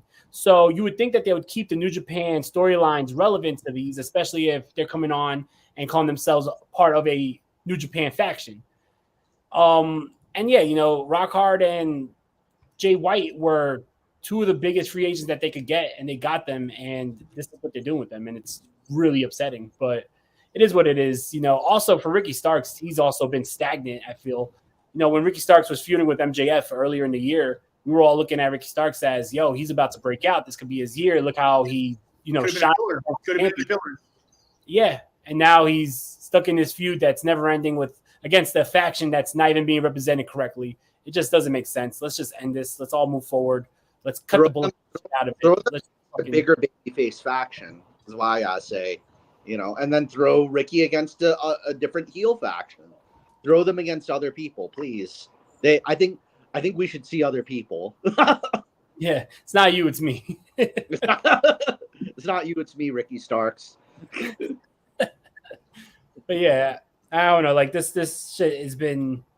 It's weird because AEW does a lot right, and then there's times like this where you could see the flaws in the program where they don't do enough to really represent what they're trying to show. And I feel like they could have kept it Bullet Club and Bullet Club Gold, but they're not showing any highlight packages showing the history of Bullet Club. They're not showing why Jay White is saying Bullet Club because, he was just the leader of Bullet Club. They're not showing that these two guys were, like Matt said, in the dorm together in the New Japan dojo. They're not showing anything. They're just saying, hey, we assume you know what Bullet Club is, and we assume you know what this guy was doing in Japan, which I bet you 90% of the AEW fans were not watching anyway. So, like, they should really try to explain these things before they just push it onto the main show. Black and Gold, Jay White, Juice, Brian Pillman. Actually, last week, Matt and I said Black and Gold should be, of course, Jay White leading, Robinson, bring El Phantasmo, and add on Lance Archer to that faction because that's another New Japan alumni. So why not add him to that faction? That'd be a great four trios, my opinion. I like that. But I get what you're saying, Dinner. I know I'm with you. This is why I get pissed because Tony fucking Khan. I got a response to Underground Temple. Brian Pillman's been there since day one, and we really haven't seen. I know he's doing a lot of other stuff in other promotions, but I haven't really seen him progress like I thought he would. I really thought he would be one of like the guys since the very beginning, but he really hasn't been booked like it. So that's another disappointment. So having him alongside Jay White wouldn't be so bad. I want him in some kind of title picture, holding some kind of title. Yeah, that's what it's giving me hiccups. That's what it's doing. Fuck! Fuck! Fuck! Fuck! You're booking this man wrong, damn it, Tony Khan. I told you. What did I say? I fucking said it when he signed. I hope this. I'm with you. Get this away and move on, please. You're hurting our Jay White here, man. Bullet Club black and gold, but every time we see him, he's in a fucking plain white t-shirt. They could be the plain white tees and they could sing "Hey There, Delilah." Oh my God, director, go ahead, take it away, brother. Yeah, the thing where AEW assumes we know everything because they know we're hardcore marks. Yeah, you can't do that. When Jay White made his debut, he just ran out at the beginning of the show. And I mean, to be fair, we did know who he was, but not everybody did. And I think that's just, they got to stop doing that. And Ricky Starks beat Juice Robinson, so that feud's over. And they already had a tag match where Juice and Jay versus, it was Ricky and who's Ricky's backup? Sean Spears. They already won that match, so that feud's over. So all that's left is Jay beating Ricky Starks, and then you just buried Ricky Starks. So you have, what's the outcome of this? What's the point? Are you building up Ricky Starks? Is he going to beat Jay Lethal? I mean, and then that's just going to bury the entire Bullet Club Black and Gold brand. It'll be 3 or 4-0 in various gimmick matches. So I don't know what the end goal is for this feud. I don't know either. That's where I'm really lost of this one because that's the last configuration of the 4 members of this is Jay and Ricky, and then either one of them losing is not good for business. I think they really need to go back to the drawing board in terms of feud building, because almost all of them are pretty good promos, and all you have to do during a promo is you just have to tell them why they hate the person, why they want to fight them, and why they're their obstacle, and why they blah blah blah. And Jay White's good at that. Ricky Stark's good at that. Sean Spears has some decent promos in the past. So all they got to do is give them some microphone time if they want to actually have this mean something. But we're not seeing the microphone time. We're not seeing, and like you said, De Niro, we're not seeing those past clips of them in the dojo together. I've known Juice forever. Maybe they could do a hospitalization angle with Juice or something. Sean Spears puts him in the hospital and then is like, "Oh, you hurt my best buddy Juice. Oh, I've known him since the dojo. He's like a brother to me." Oh, crying, blah, blah, blah. And then they'll show the clips of them together growing up. And maybe we could bring in, I don't know, some other young lion or whatever, some other people. So that's, I don't know, that's, if they want to bring people in, that could be how they could do it. But the basics, the fundamentals, stunt 101, the flour, the salt, the pepper, the basics. You're really gonna go food wise already, are you? The glue, the nail, the wood, the pencil, all the basics. You know what? Speaking of pencil, I'd rather just get into this damn segment because there you go. Here you go. Oh, there you go. Of course, they're at the farm. They went to Mark Briscoe's home at the farm. We wanted to help him out. What the? Satnam Singh in overalls. When will you see that? Never see that. Satnam Singh in overalls, man. Jesus, of course. De Niro's boy mowing the lawn right there. Oh, Jesus. Nobody mows lawns as good as Double J. Of course, Sanjay Dutt, of course. There he is, scraping, raking along. And of course, we do have the Sanjay Dutt try to put the pencil on the little boy, Mark Briscoe's son. Oh, yeah, you're the next man with the pencil. Jeez, no, Sanjay. Satnam, though, I am surprised he's wearing overalls and there you go. He was going to sing De Niro's favorite song. Oh, my baby tonight. Yep, I know he was going to sing that song, but good thing that you stopped him because Papa Briscoe showed up and put stop because that would have been a copyright lawsuit right there from WWE. That's our song, damn it. My shit. Oh, give us your thought about this. I know you were Chris, I know you were happy to see Saddam Singh in overalls. Tell me you weren't. Come on, tell me you weren't. My culture is not a costume. Yeah, this is weird. These are a bunch of heels who met up with a face at the end of it. You know, Briscoe walked up, was like, "Yeah, well, maybe I'll help you out. You know, maybe do something for you. I know how to fight that guy." Like, I didn't get it. I don't know why that crossover, because they're all sort of rednecks, kind of. Even though Briscoe's probably the only true one of them all. So yeah, it was weird. It was weird. I think it was weird on purpose, but it was weird. Matt Callis, how do you feel about this overall segment? This overall segment, exactly. This overall segment. Overall opinion on the overall segment. You guys ready? You guys, Sweet Home Alibaba. Shut up. Shut up. Where Oh man. the skies are blue. Sweet Home Alibaba. That's so funny. Wow, hey. It's one of it. Also, it reminds me of a few things like the Green Mile or something. I don't know, something along of Mice and Men. You know, all those old books of Mice and Men, Green Mile, and all that.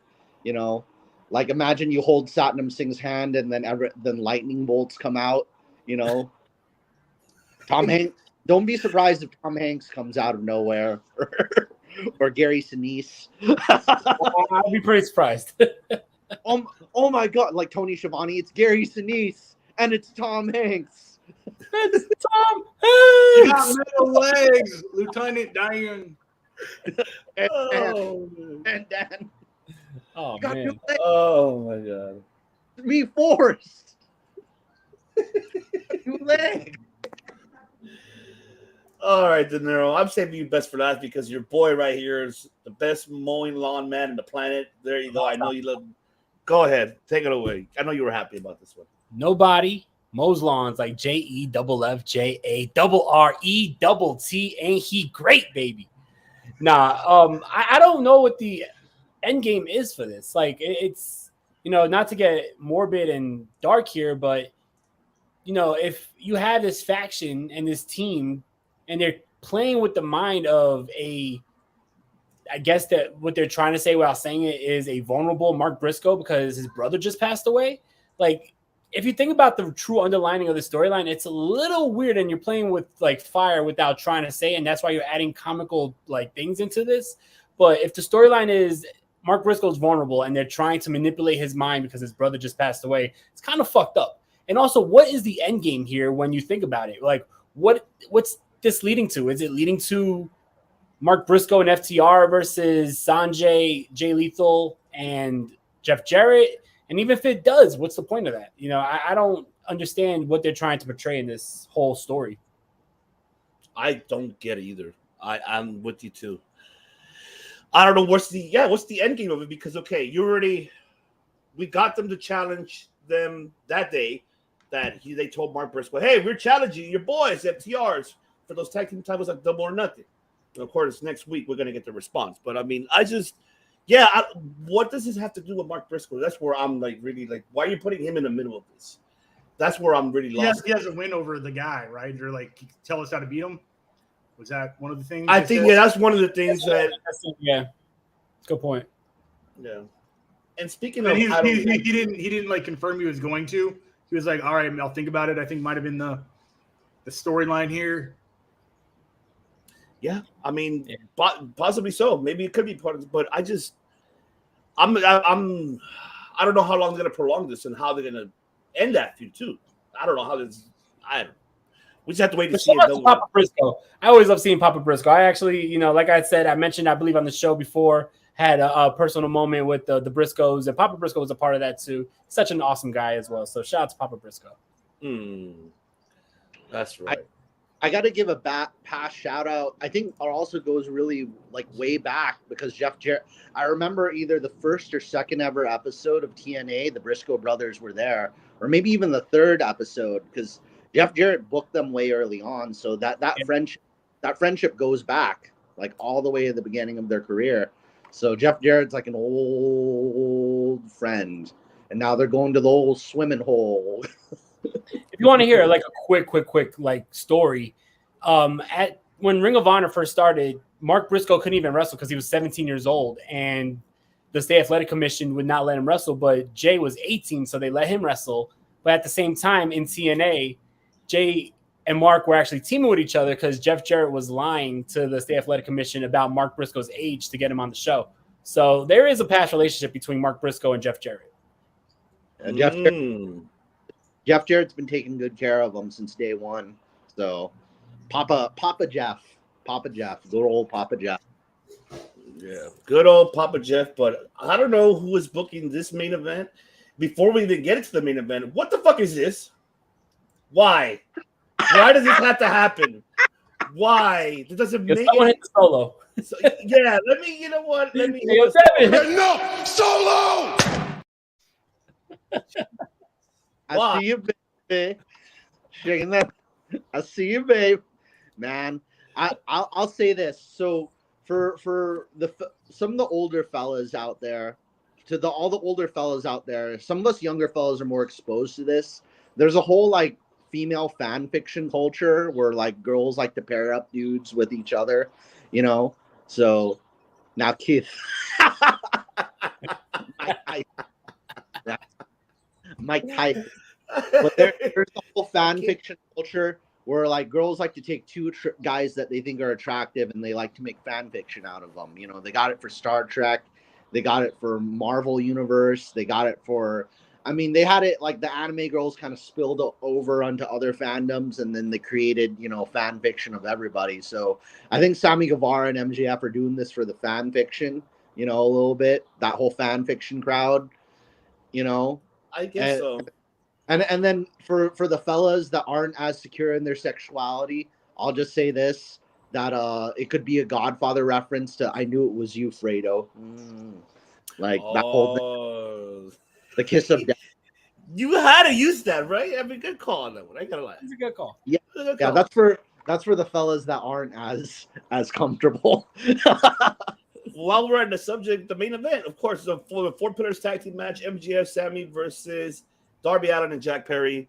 Whatever his name is, Jungle Boy or Jack Perry or Jungle Perry or Jack Boy, doesn't matter. I like Jack Boy. I like Jack Boy. Jack Boy. Jack Boy. From now on. Jack Boy. Go ahead, man. Take it away. Jacko on the limbo stick. Like, you know that song. Go ahead, Matt. Take it away. I mean, you were in the subject, so go ahead. Take main event. Give us your take.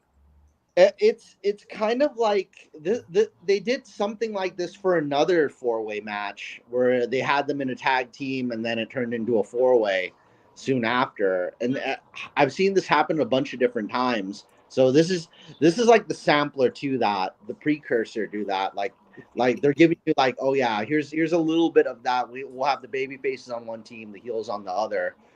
But I think it would be, you know what? I think we're a little bit overdue, guys, because Chris, you haven't seen the new ball. My Pittsburgh. I left my glove inside. I know it's Pirates. I'm kidding. Andy Vance, like, what's up? Oh yeah. So we gotta. I know, man. I'm with Dello on this. I'm a Yankees fan through and through. You can't fuck with anything. Sorry, man. Like Joe Torre in the '90s, all the way up to 2002, bro. Best dynasty of all time. Hell yeah.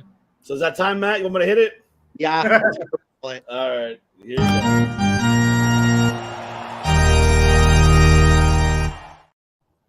Who's got gloves? Who's got gloves? I left my glove inside. All right. I'll pull the Willie Mays Hayes. Willie Mays Hayes. We'll run like Hayes, play like Mays. Hey, what's up? Great fucking catch. You'll never let me see you do it again. Just a movie like a week and a half ago, Chris. I'm obsessed now. Willie Mays Hayes. I love that movie. But okay. I guess my curveball, I kind of halfway said it, but I said part of it. But what if they just had one? They kind of mixed up these tag teams though. Had Sammy on one team and have MJF on the other team, and then have Darby with. So, like, it will be interesting just seeing them work with people that they hate. Because Darby and Jack have all admitted that, like, it's like they don't all like each other, and that's kind of a good thing. You know, so it'd be interesting. Like, I don't think Darby Allin likes Jack Perry any more than he likes MJF or Sammy Guevara. You know, so he doesn't really have too much of a reason to side with him just because he's a good guy. So that'll be kind of interesting. I think it'll be kind of fun for the audience to kind of decide who they want to go for as a result. Right now, I like Chris, I want to ask you this question because you weren't here last time. Like, what does Sammy Guevara have to do for you for you to like him? I love Sammy Guevara. I love everything that he does. So not much. Yay!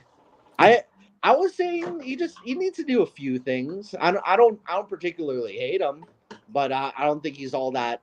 He's not super lovable at the moment, though. Well, he's not supposed to be lovable. That's why I love him.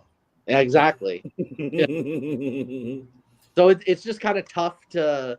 So it depends on who's the more lovable team, though. If we mix them, if we put one heel on the other team, one baby face on, if we mixed it up a little bit more, would be kind of like I would think it would be just kind of interesting to see who people goes for, because MJF is like really going after the booze, like, oh yeah, that girl died in the front seat, I'm a scumbag, like she didn't die, she just passed out, something like that. I don't know. Yeah, but it was still pretty funny. Yeah. So funny. Like MJF's going after. Yeah, he's going after. Even the dogs are barking from it. All right, De Niro. I don't know. Like, this might be controversial, but I honestly am sick of this storyline, and we're not even close to the pay-per-view. Like, when they started this, and the first time when you had the MJF bar mitzvah, whatever, his rebar mitzvah, and you had the 4 pillars come out, I thought this was exciting.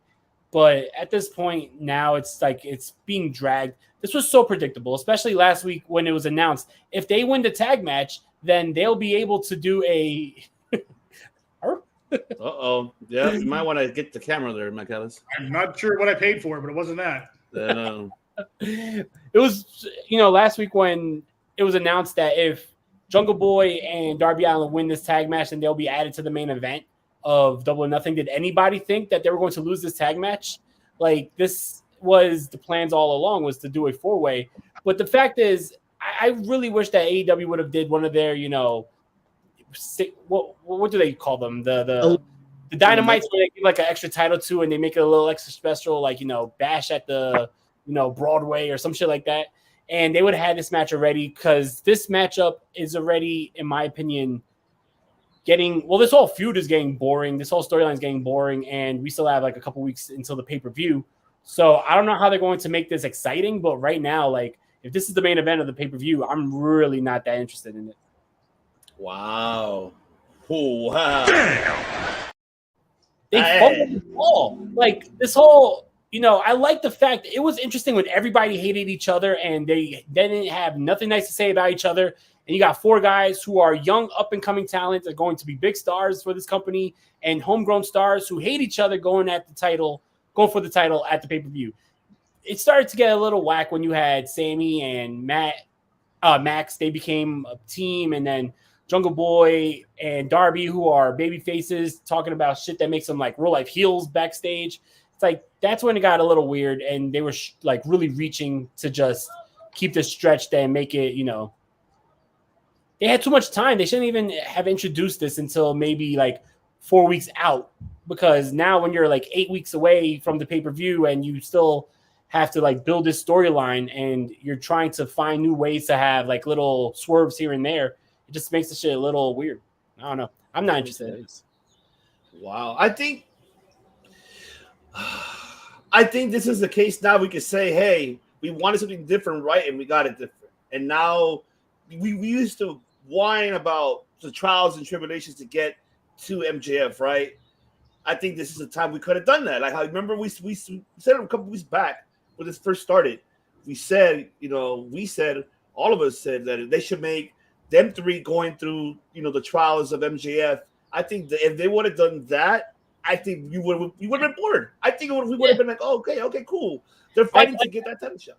Yeah, I remember that was the idea I came up with. Like, if MJF forced them to be a trio and had them going against other trios, like, reluctantly, that would have been interesting. Like have the House of Black destroy Jungle Boy, Darby Allin, and Sammy Guevara, like, and MJF is like paying off other trios to try to take them out, but in the end they prevail, and then now not only do they all hate MJF even more, but now they all have a chip on their shoulder and they want that title even more.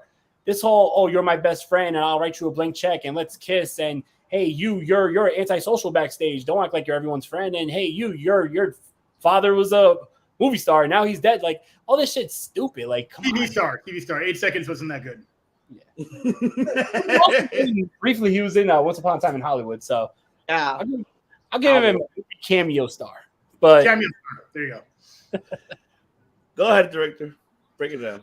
Yeah, I mean, it wasn't supposed to be this bad. It wasn't supposed to be bad at all, obviously. And I like that they were giving these 4 pillars mic time, TV time.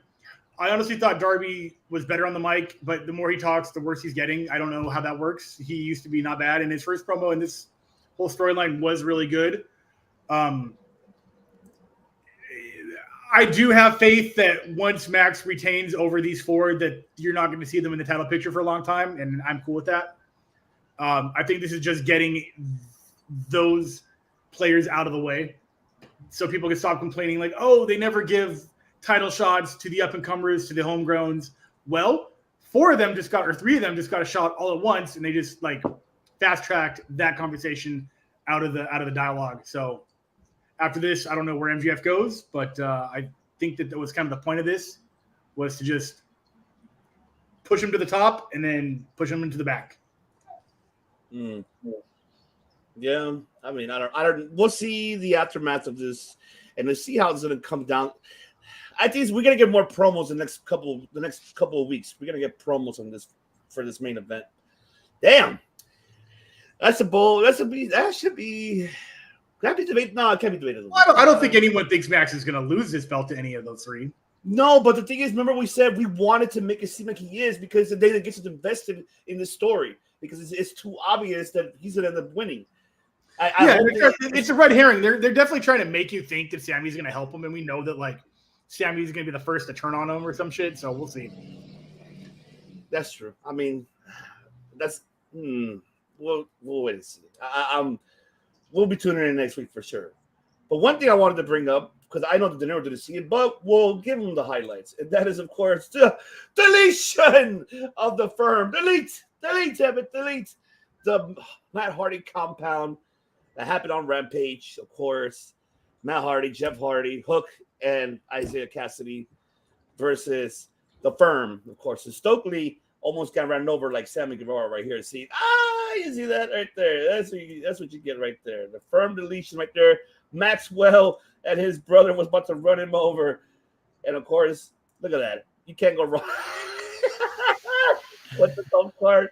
Oh, man, of course, you get the fireworks. Stokely, I don't know what the hell is he wearing that night, but whatever he was wearing, he entered the Hardy compound. He got tased by, of course, Poppy Rebby Sky's father, Senor Benjamin. Yes, and of course they tied him up, and they started whooping on him. And speaking of that, and then you had, as a matter of fact, where is it? Then I just had it. No, why you deleted it? No. Oh, here we go. This is the one that this is the one that I wanted. Oh, here it is. Right here. Maxwell doing the Swanton on Stokely. Oh my God. Right on Stokely right there. Look at Stokely like, oh no. And let's see, of course, and they had him tied up. And then of course you had, let's see. Oh, Capri. Look, he just gave to Ethan Page a move. I was surprised. Like, what? He gave him an actual move. I was really, really surprised of that. I did not expect that at all from Capri Coleman for him to do that.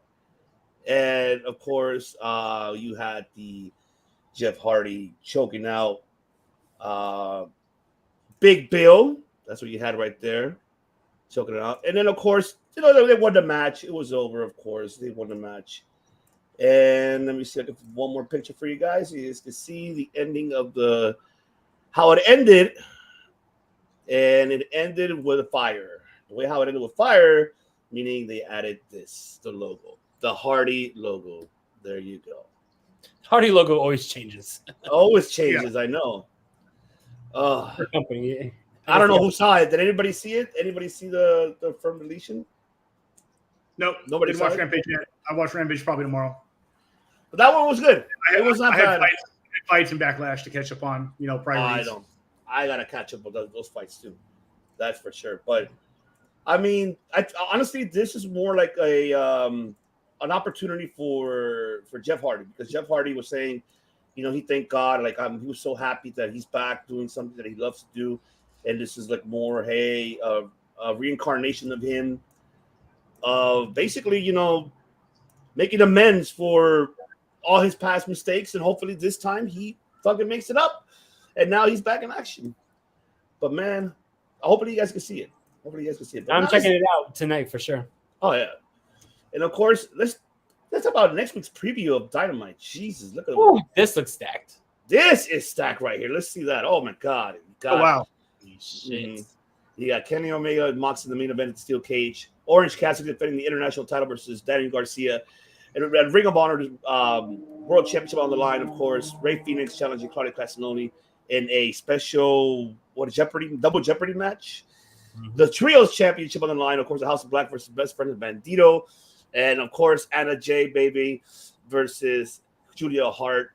And Christian Cage, I guess since we saw that he challenged, Wardlow for the TNT title, I thought it was going to be Luchasaurus, but he said, no, it's not for him. It's for me. I'm like, okay, great.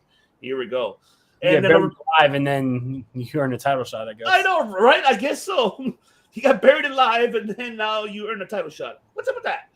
Then, of course, you have FTR responding to the challenge of Jay Lethal and Jeff Jarrett. So this is a stacked show. Look, this week's show of Dynamite wasn't the best at all. I'll tell you that right now. That Baltimore Maryland crowd was dead most of the damn time. And that's usually a wrestling crowd too, so that sucked to see. That's what I don't get. That's like unless I'm questioning. I wonder if they did how like Chris mentioned earlier about doing pre-recording stuff. I wonder if they did that for Ring of Honor that day. That's what I wonder. I think they did, because Ring of Honor, they do Ring of Honor before the show, and the Ring of Honor shows are 2 hours. So they probably did a 2-hour show before the 2-hour show. Like, you burn people out. Yeah. So, man, what do you guys thoughts about this next week's card? I think this is going to be a stack card for sure. I am excited for this one. Go ahead, Director. How do you feel about this card? I like it. Obviously, that solves that Bandito is in Best Friends, so that problem's solved. Orange Cassidy and Daniel Garcia is definitely, that should be a main event. That should be the main event. I don't give a fuck. That should be the main event. Over Kenny and Mox in the cage match? Absolutely, especially in a cage match. Ooh, it's not for a title. We've seen them fight before. It's going to be blood. It's going to be guts. Or we're going to get high-flying, technical, fast-paced action from Orange and Daniel Garcia. Those two are the future of the company, and they should be in the main event. Okay. Matt Callis, were you excited for this card? Rage in a cage, penis in your anus.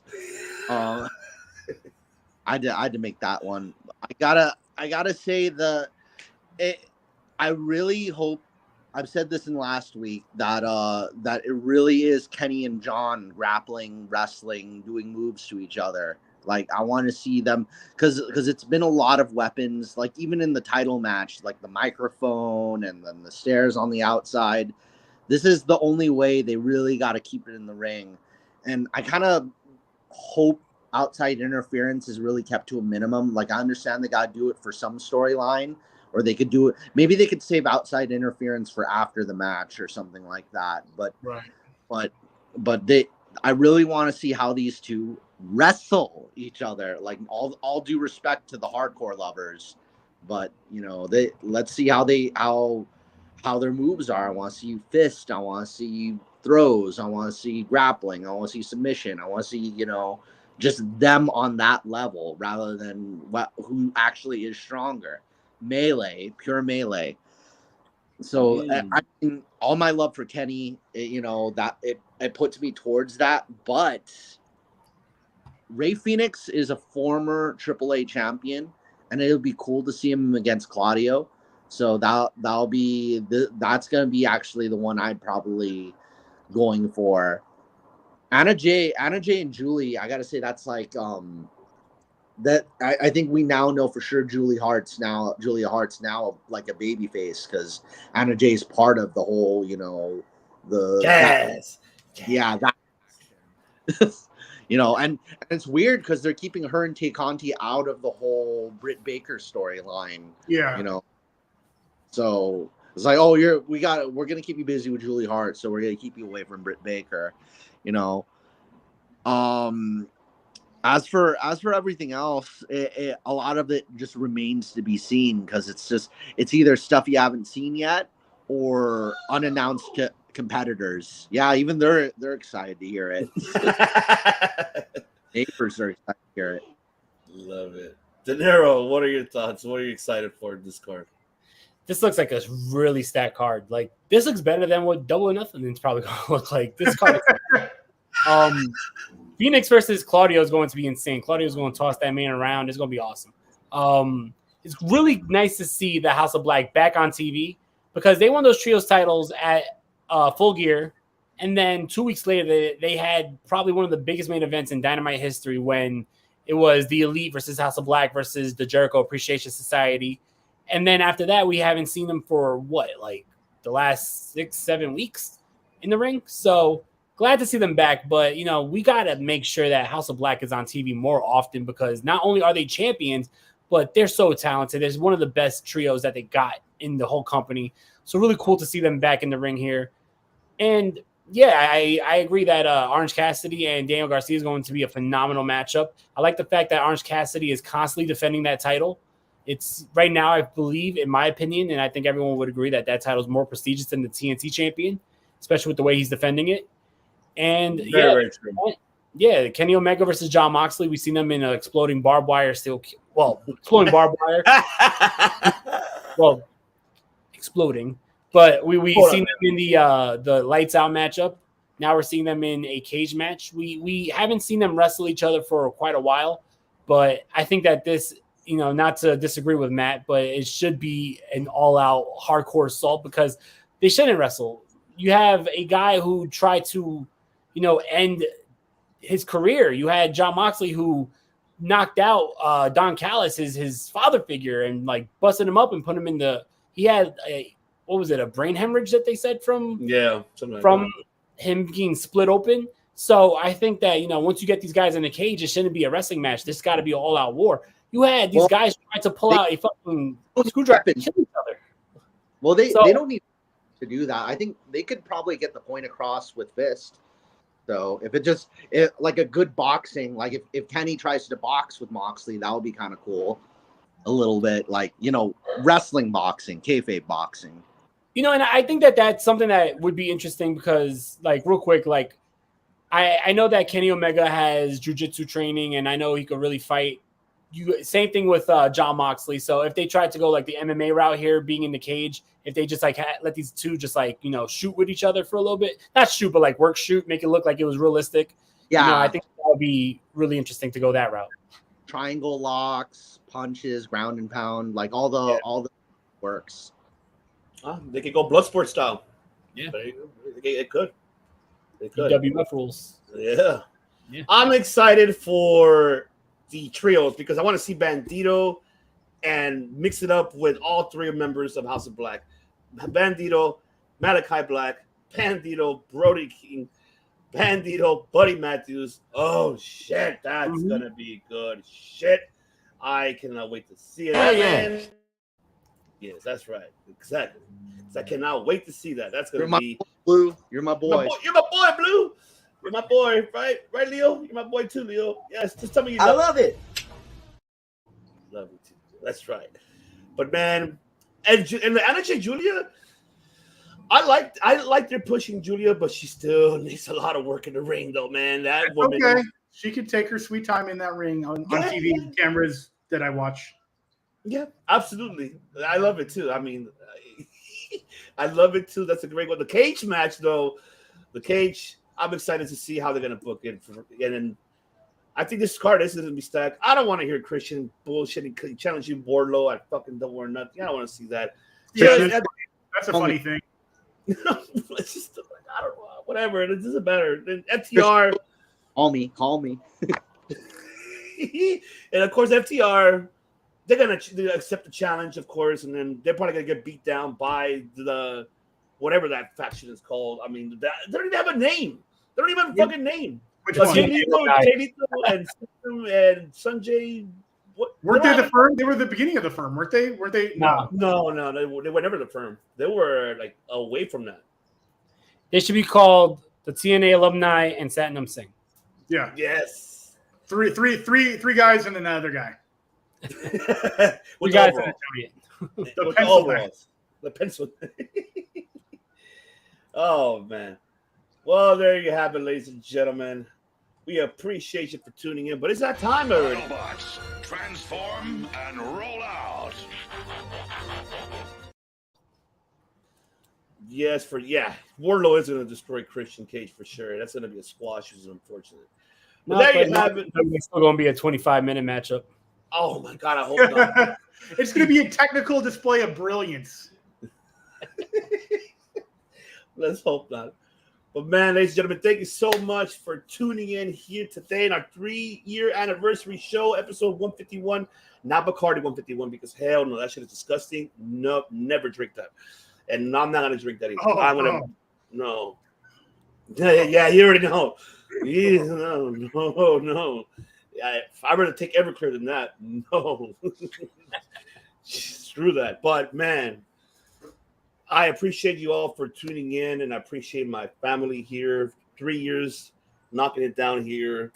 It's a blessing. We're heading for another one. A lot of revamps you'll be seeing, rebranding here on the show, with the new logo out, new type of style thumbnails, new overlays that we're going to be using, and more content you'll be seeing here. More of a director here giving his shorts. He's going to be giving a little take about maybe a debate of the week. Hey, debate this. He's going to digress about something. I got a lot of individual thoughts that I need to get out in 10 seconds or less. So that's right. 10 seconds was the director, but that could be about a minute with the director. Probably we'll figure it out how it's going to happen. Yeah, but Instagram Reels are a minute 33 exactly, so I'm going to keep it in that wheelhouse. Okay, that's perfect. And man, don't forget to follow us, subscribe to us on here on the COD, on the YouTube, on the social medias. And don't forget also on the Bloodline Entertainment Network as well. If you're watching this on Twitch, YouTube, just make sure you subscribe to the Bloodline Entertainment all over the socials and YouTube. And go to the bloodlinenetwork.com to find all your sports, your articles for MMA, the MMA bet slips from Bakley, the MMA articles from Bakley. You got the pro wrestling articles. You got MLB, NFL, fantasy draft, anime, and soon on Tuesday, the director's cut, of course, with the movies with Graydon. Looking forward to seeing all of this next week. Go to bloodlinenetwork.com to get everything there, even the audio, even the video, everything you need up to date. It's right there. Anything you need. But man, I love you guys, man. 3 years strong, baby. 3 years. I've been getting involved with the Bloodlines anime section. I gotta let them know I'm interested. I'll put in my. Okay, absolutely. Hell yes. Mm-hmm. But man, and don't forget also what is the date, director? This is a movie. This song is gonna come out. What is it? It's on if you play the video, it's at the top. Okay.